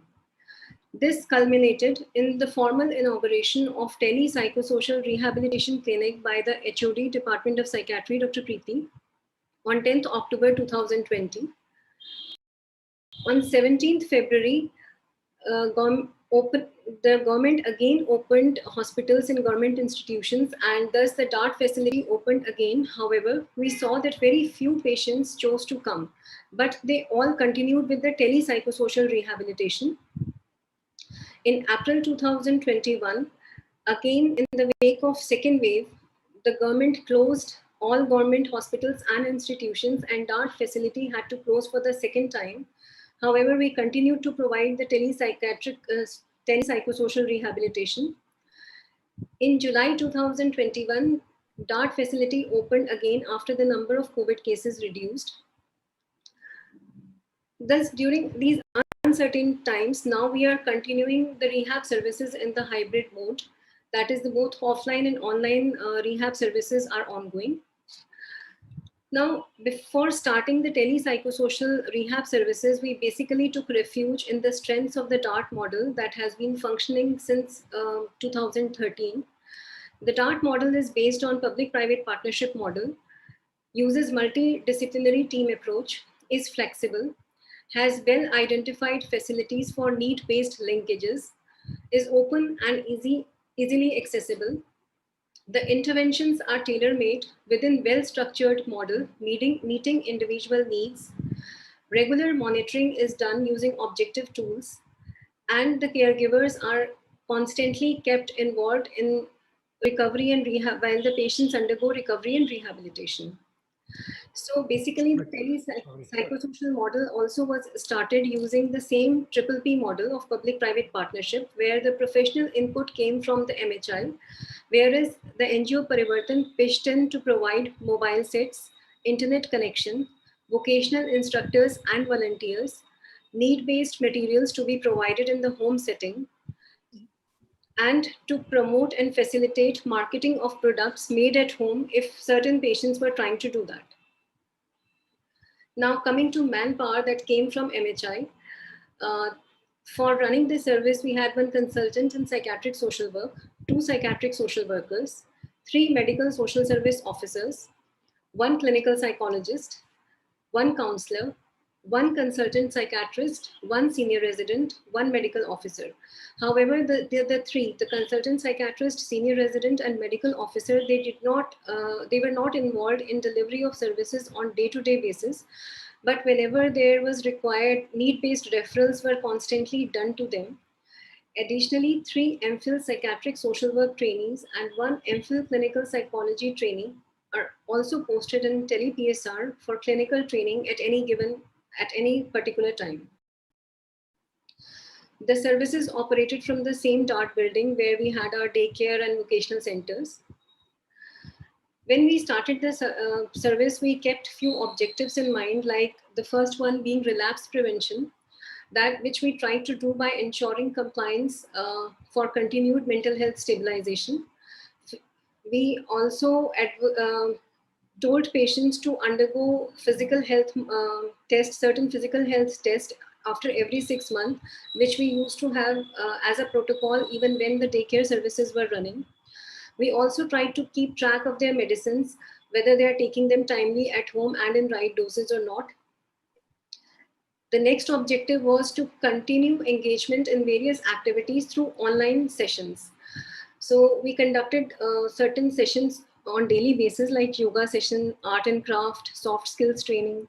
We also tried to reinstate the patients who had left their job due to COVID in the earlier job, and also to facilitate job placement if any of the patients was ready. Another objective was to reduce caregiver burden and burnout. And for that purpose, we motivated caregivers to do yoga sessions along with the patients at home, so that they also remain physically active. Then recreational group meetings were organized for caregivers once in a month. Supportive sessions were also taken individually, separately for them. Also, if the patients were engaged even for half a day or for 3 or 4 hours in a day, that also helped in keeping the burden and stress on the caregivers at bay. Another objective was to provide other need-based interventions that actually included a very range of services like activity scheduling, monitoring and motivating patients to follow the activity chart made for them, providing CET through mobile apps, which was handled by Dr. Jyoti Mishra, who is also part of the symposium. So basically, under the tele-PSR model, we were providing certain activities with certain sessions that were to be taken daily, that is daily engagement sessions for patients. Then there were certain need-based interventions that we were doing for patients and the sessions varied. However, we kept that minimum 1 session for every patient has to be taken. Usually they were 2 per week. Additionally, monthly group sessions were also held. Like on every first Saturday of every month, we would have psychoeducation sessions, and On every third Saturday, we would take recreation group sessions for family members. These are some of the snippets from the sessions that we were conducting, like yoga sessions were conducting via Google Meet from Monday to Friday, and the time was kept 9 a.m. to 10 a.m. Then these are some of education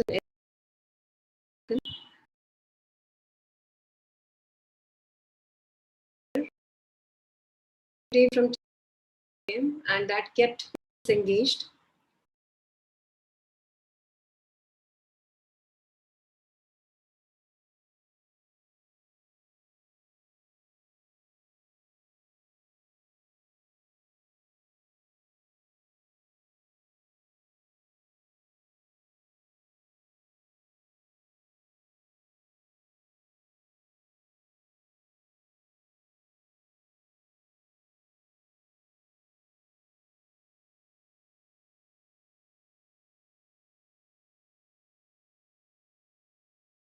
Criteria was that the patients of any gender can be enrolled under the service, but the patient needs to be of severe mental illness and should be clinically stable.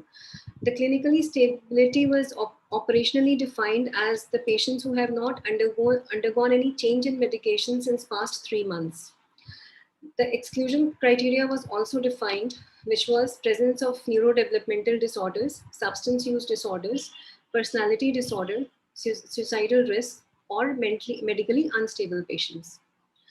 We kept certain standard operating procedure for running the services. The cases requiring tele-PSR services can only be routed through MHI or GMCH, Chandigarh. No patient is to be enrolled under tele-PSR without taking prior written consent and taking into consideration the selection criteria. Patients and family members are to be seen through video calls. All cases to be seen with prior appointment only. Care plan of each new patient enrolled under the service should be made where identification of needs is done for each patient. This is the care plan recording performer that we used routinely. Care plan for each case discussed and reviewed with consultant in charge during weekly rounds. Each case to have a designated care coordinator to ensure that care plan is followed up regularly to ensure adherence to management plan. Routine regular assessment of all patients was carried out and documented in file. Individual sessions of every patient were held at least once a week and were to be documented. Sessions for engagement of patients were to be taken via Google Meet daily from Monday to Friday and should be documented in a separate register. Not more than 2 new cases are to be attended in a particular day. Depending on the skills to be taught or practiced, material was provided by Parivartan, the NGO, at patients' respective homes. Products made by patients at home were to be marketed and sold through the NGO Parivartan. Team must ensure that the provisions of Mental Health Care Act are followed to protect the rights of PMI throughout the delivery of services. The SOP of functioning was to be reviewed after every 6 months. So these are basically the services that we were providing under tele-PSR. Now, from a traditional rehabilitation setup, usually we aim for the following outcomes, like reduction in psychopathology with improved compliance, improvement in physical health, improvement in quality of life, reduction in deficits, placement, providing support, decreasing caregiver burden, knowledge, improving quality of life. However, when we started tele-PSR services, the expected outcome or the outcome that we aimed for were identification of early signs of relapse and signposting of such patients immediately, preventing relapses by ensuring compliance, providing engagement to patients, providing support to patients as well as family members, keeping them updated with scientific information about COVID-19. Further, we tried to do SWOT analysis of the service, and the strengths that we could identify were that the focus was on engaging, keeping the patient engaged, to provide continuity of care even after the closure of the rehab centers, multidisciplinary team approach, flexibility, intervention offered in one's own living environment that actually can be important strength as rehabilitation. The ultimate goal of rehabilitation is to enhance community living of the patients, close networking with NGO sector. The weaknesses that were quite visible were lack of evidence-based guidelines. It was too dependent upon individualized professional, the staff burnout, dependent on technology, lack of training for staff. The opportunities that we could see included that it can cater to population of wider geographical area. It is comparatively non-stigmatizing and can help for such patients where the time constraints are there. The threats included medico-legal issues and the lack of coordination among different professionals who are involved in providing care. With this, I request Dr. Jyoti, the next presenter, to kindly present her part of symposium. Over to Dr. Jyoti. Thank you, ma'am.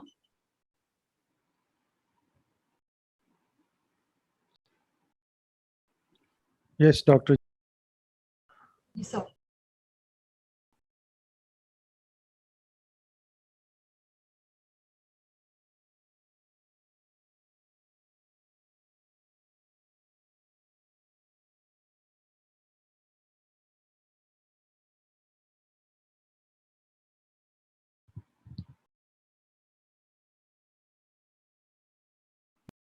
Yes.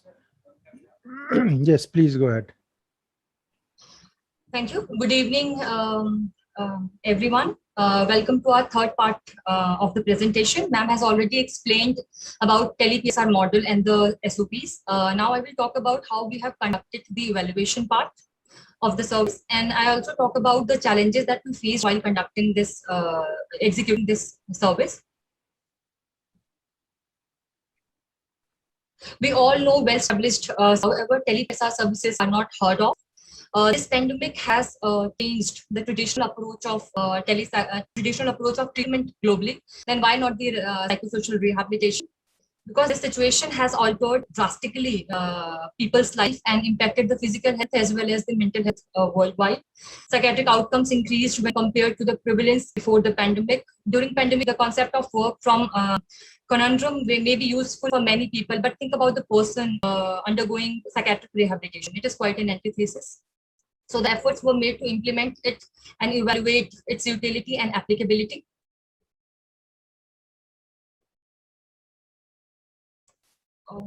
But while doing that, we faced a lot of challenges. The vocational training efforts were getting affected. You can imagine how much work we do in a rehabilitation center. The cutting and tailoring section, art and craft section, daycare activities, therapy sessions, group sessions, and imagine duplicating these activities and tasks through telemode, how difficult this could be. Secondly, the training, cognitive training was like becoming very challenging for us. But though we give home-based exercises to patients, but solely depending upon them, difficult to tap whether they are doing it for adequate hours or not was very challenging. However, this made us make our own module of traditional home-based cognitive enhancement exercises, that is paper pencil-based exercises. So we are presently working on that module. Technical glitches. Sometimes we have to repeat statements. Ma'am, आवाज नहीं आ रहा है, फिर से बोलिए. Network issue hai. So sometimes we have to give them a normal call instead of giving a WhatsApp call. We had to coordinate not only with the other medical specialty, but also we had to reach out to other administrative services like police and court services. During pandemic, it was difficult even for us to get them to the hospital when they were showing relapsing signs. They were so reluctant to come to the hospital. But as these can be minimized to a certain extent by home-based rehabilitation services, provided these are planned well in advance. So therefore, all services that were provided in the rehabilitation setup at DART service were attempted to replicate at home via telemode. Presently, we are providing our services to more than 50 patients through telemode. We as a team then decided to evaluate the services, like how beneficial this could be to those who are availing these services. We started formulating questionnaires depending upon their experiences to the services given to them. We designed 15 questions for patients and 14 questions for the caregivers. Those 30 patients that and their caregiver who were regular to the service for at least 6 months and fulfilling our inclusion and exclusion criteria were included in the survey. They were asked to rate their experiences on 5-point Likert scale, ranging from strongly agree to disagree to neutral responses, and then agree and then strongly agree. This is the question used.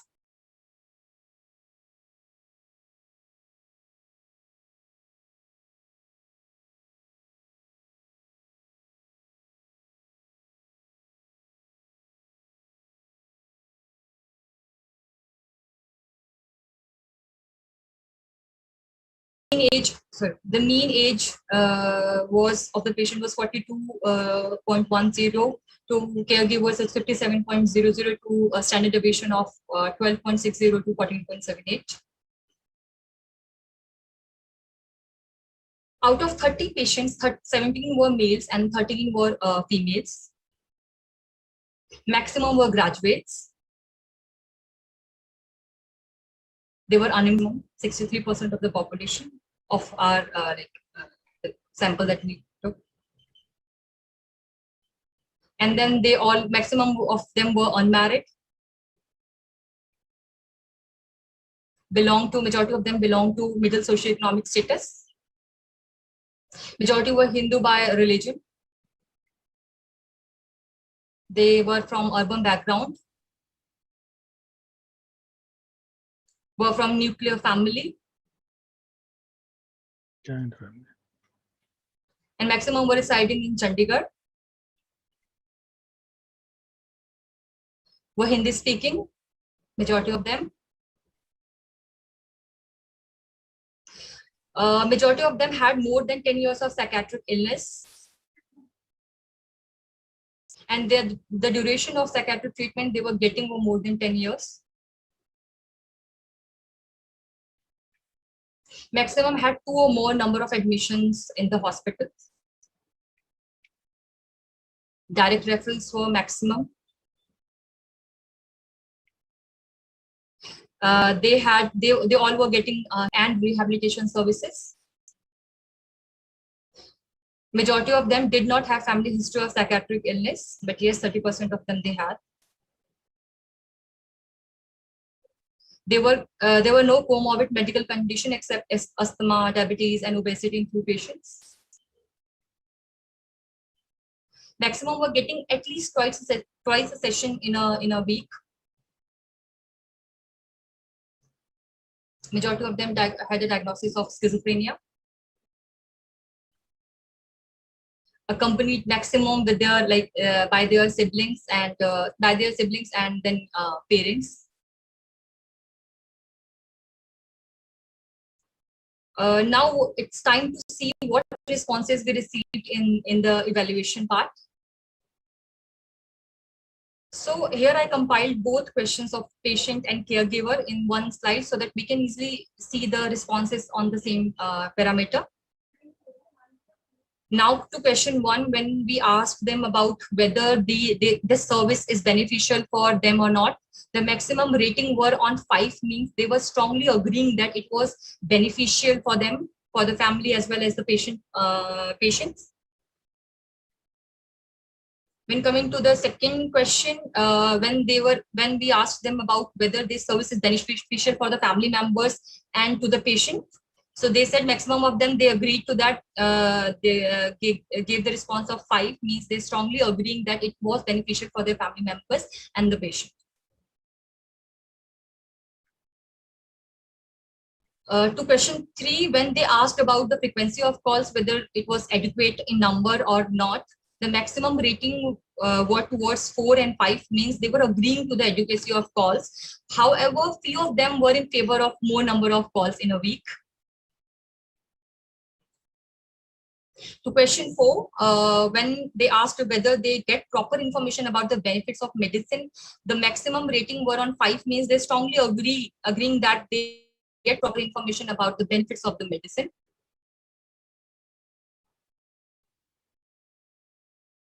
To question 5, when they asked whether they get proper information about the side effects of the medicine, the maximum rating were on 5, means they were getting proper information about the side effects of the medicine.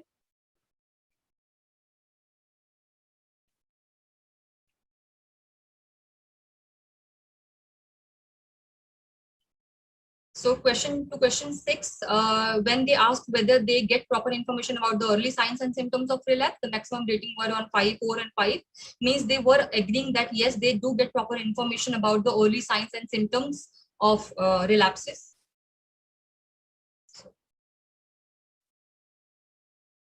To question 7, when they asked whether their daily routines improved after receiving services, the maximum rating were on 4 or 5 again. Yes, it has improved.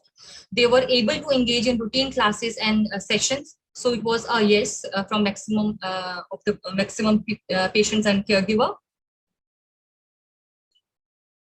To question number 8, when they asked whether it has improved their interpersonal relationship, the maximum rating were on 5, means they were agreeing that yes, it has improved. Now because the irritability has less, so they are better able to connect with each other.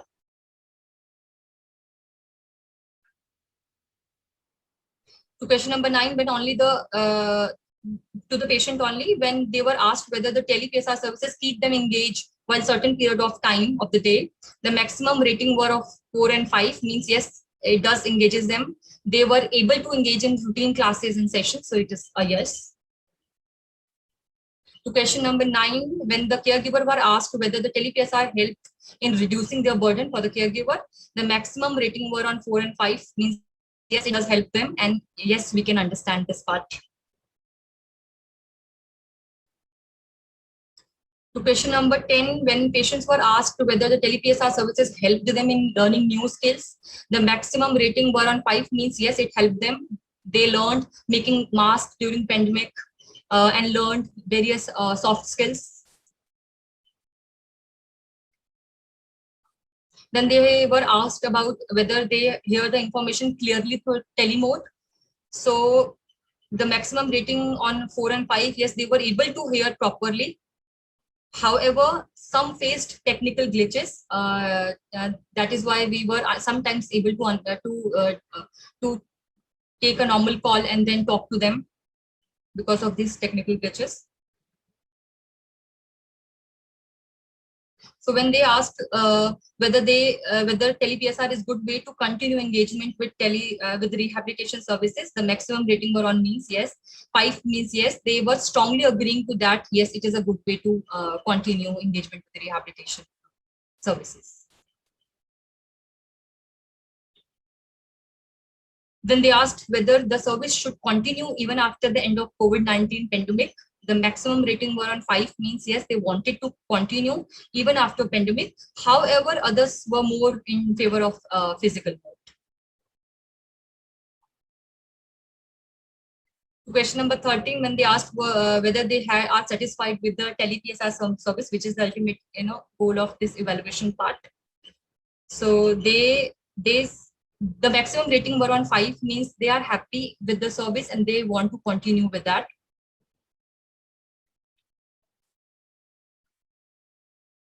So to this question, when they asked whether they want to give any suggestion to the service to improve the service, maximum were like no, and those who were who wants to give suggestion, it was more towards more number of calls, to call for face-to-face sessions after few online sessions, to tell more about the side effect of the medicine, and more number of group sessions.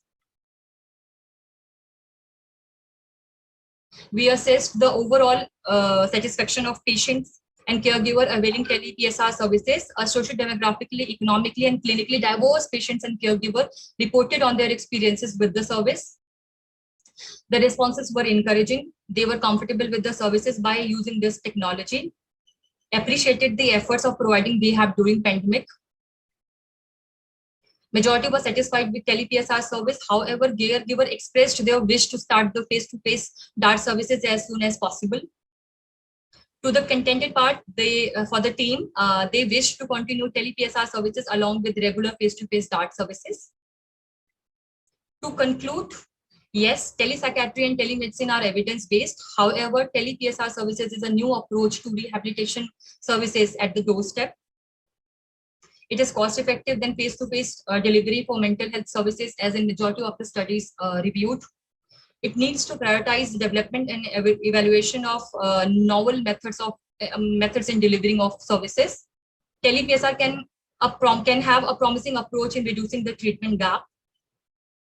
But we need more evidence-based studies are needed to assess the ways and means of implementing and sustaining these services. The positive response prompted us to continue with our service in hybrid mode, both online and offline together. So we are doing it. I thought of sharing this wonderful quote by Goldsmith: "Our greatest glory consists not in never falling, but in rising up every time we fall." I believe this suits to the scenario. We faced a lot of challenges while executing this model, replicated the task at home. But if we are able to make it, this efforts indeed can turn out to be a blessing in disguise. Thank you so much.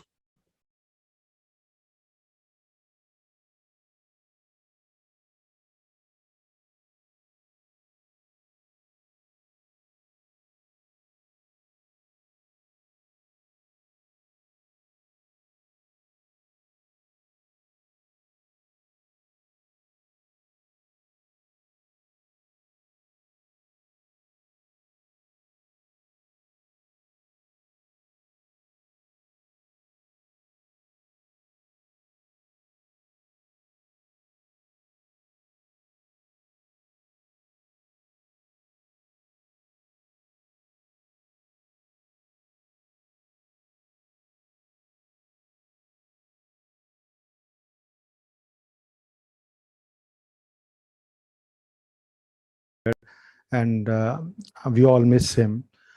But I'm glad that Dr. Preeti Arun has, taken over, and the initiative which COVID challenges produced, and they're very nicely responded, started thinking that these services should be there, and this is a good effort to begin with, and we have to work on continuously to develop these services to make it more and more adaptive to the challenges which we have.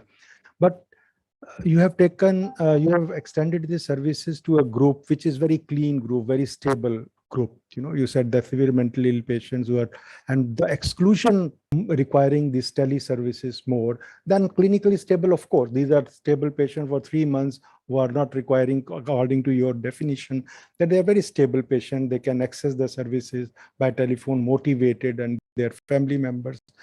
So now you shift your focus to the exclusion criteria, those exclusion lists.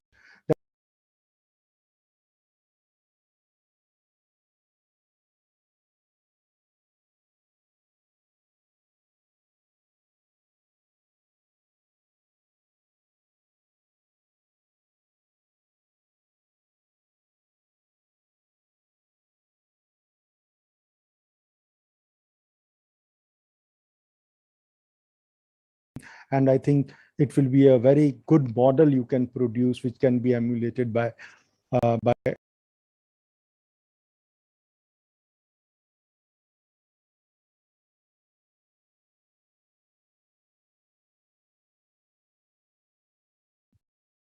I can't hear.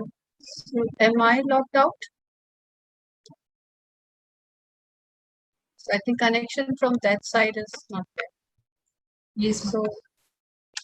So just responding to Sir's question about the exclusion criteria of suicidal patients and those who require other kind of personality disorder and other. So they are not left out. All of them are telemedicine, telepsychiatry, and telecounseling. Because they are not the ones who require rehabilitation. They require treatment first of all. So once it's not that They are off our radar. They are very much within our radar, but they are not for rehabilitation. So all such patients were contacting us. We were in touch, and they were being given services through telepsychiatry. We are also providing psychological help through telephone. And for that, we have 4 telephone lines on which people are there. And till last year, till 2020, even further, we were having 2 psychologists 24 hours on that helpline. So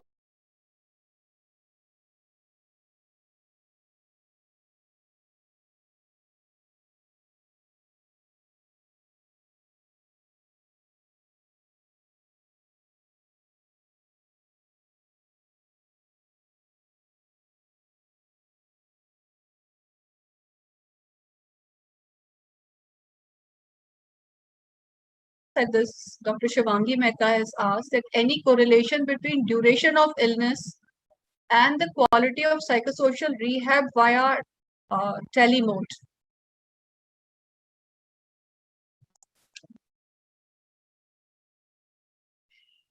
You are muted. Unmute. Thank you, ma'am, for the question. It can be, but we have to calculate that. We have just evaluated the services, but like any correlation, we'll definitely see. But presently, we have just focused on the evaluation part, with the number of services, like the responses of there onto the service. But yes, definitely we'll work on this. There would be some correlation we'll get in future if it calculate that. Yes. Is there any way, if you get someone on telepsychiatry needs personal, active follow-up, so do you have teams to send to their homes and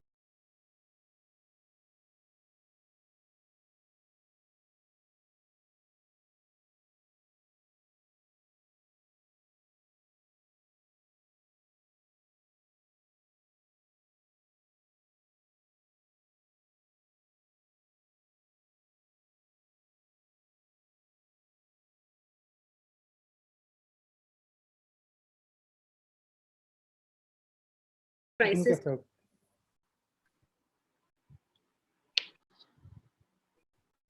Okay, wait kar 5 minutes. So if there any other observation by any speaker wants to say something? I would just like to ask a simple question. Dr. Indra, yes, please. Yes. Whenever you do something new, say telepsych and psychosocial rehab via telepsychiatry, you do because there is a need, because there is no other way, so you have to do it. But it's very important to look both at the positive and the negative aspects. I do not know whether you have come across any instances where you really found that telepsychiatry was a big obstacle to providing services and to communication, because some of the cases that we have seen during this lockdown were that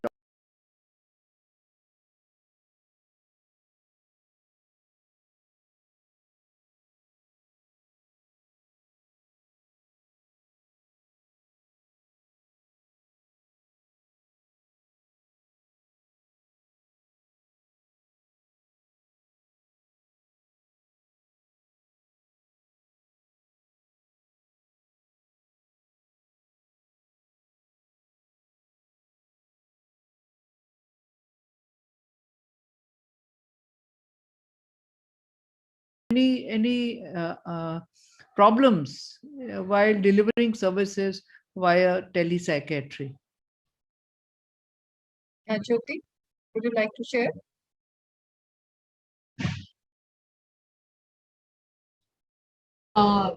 Yes, ma'am. Definitely, we faced a lot of challenges while executing that.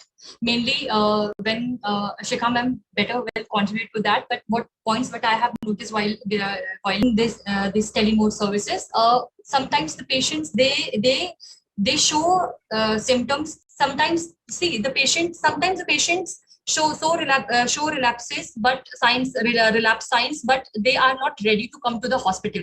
So we had to coordinate with the medical specialty, with the authority, like police. We took help of police. Once the patient was not ready to come, he was relapsing. Family members were coordinating with us, contacting us, so that we can take the patient to the hospital.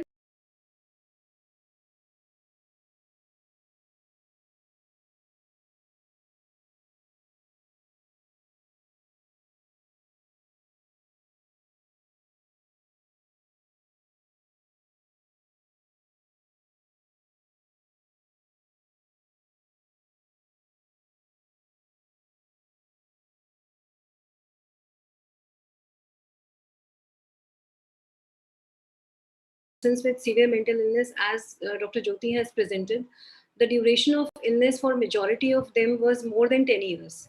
So when a family is catering to the needs of a person who has had illness for more than 10 years, even family members are face multiple issues. So that there are many things that cannot be provided using the tele mode. However, when we started the service, the issue was that we had been running daycare services for 6-7 years. Conditions not only learned certain things, they also had their interaction with other patients. They had their own peer support group. So there were many other things that they used to get from that day-to-day interaction, not only from the professionals but also from the other patients. That stopped suddenly. Then after this lockdown for 4 months, there was a gap when they were not going out. They were fearful due to COVID also, plus the services were also not functional.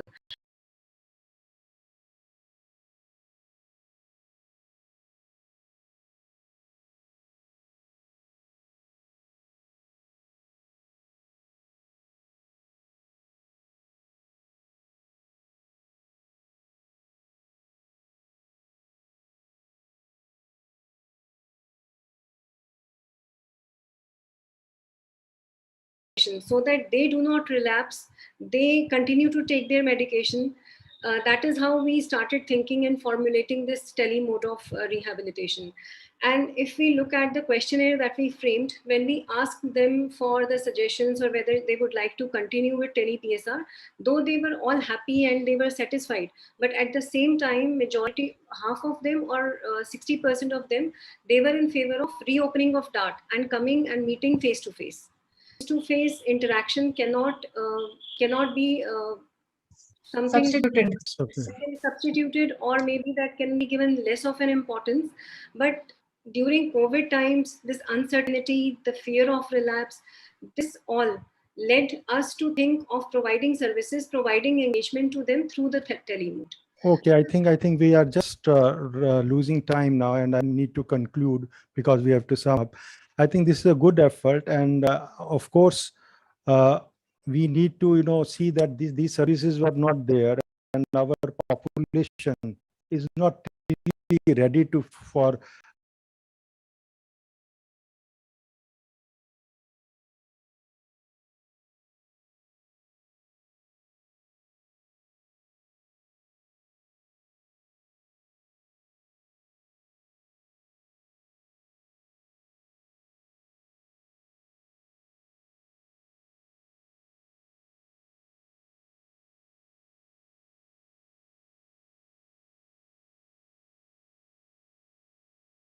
taken an initiative, and they have started making an evidence-based program for telepsychiatry. Keep it up, and I think keep developing it, even if you are starting the services back to the face-to-face or in person. But you keep on developing the online model, which is the requirement, and which we may require it in any such eventuality in the future also. So I thank Dr. Preeti Arun and for making a wonderful presentation. And can we conclude, Preeti, or you want to say something? Thank you so much, sir. Okay. Your comments are very valuable. Thank you so much. Thank you so much. Thank Okay, you. then. Thank Thank you all. I thank you, ma'am. you for giving us the opportunity to be here. Thank you. Thank you. I would like to thank all the speakers for this session, Dr. Preeti Arun, Dr. Shikha Tyagi, and Dr. Jyoti Mishra. And at the same time, I would also like to thank Dr. Rajiv Gupta for proceeding over the session. So with this, we conclude the session for today, and the next session would begin tomorrow. Thank you all. Thank you.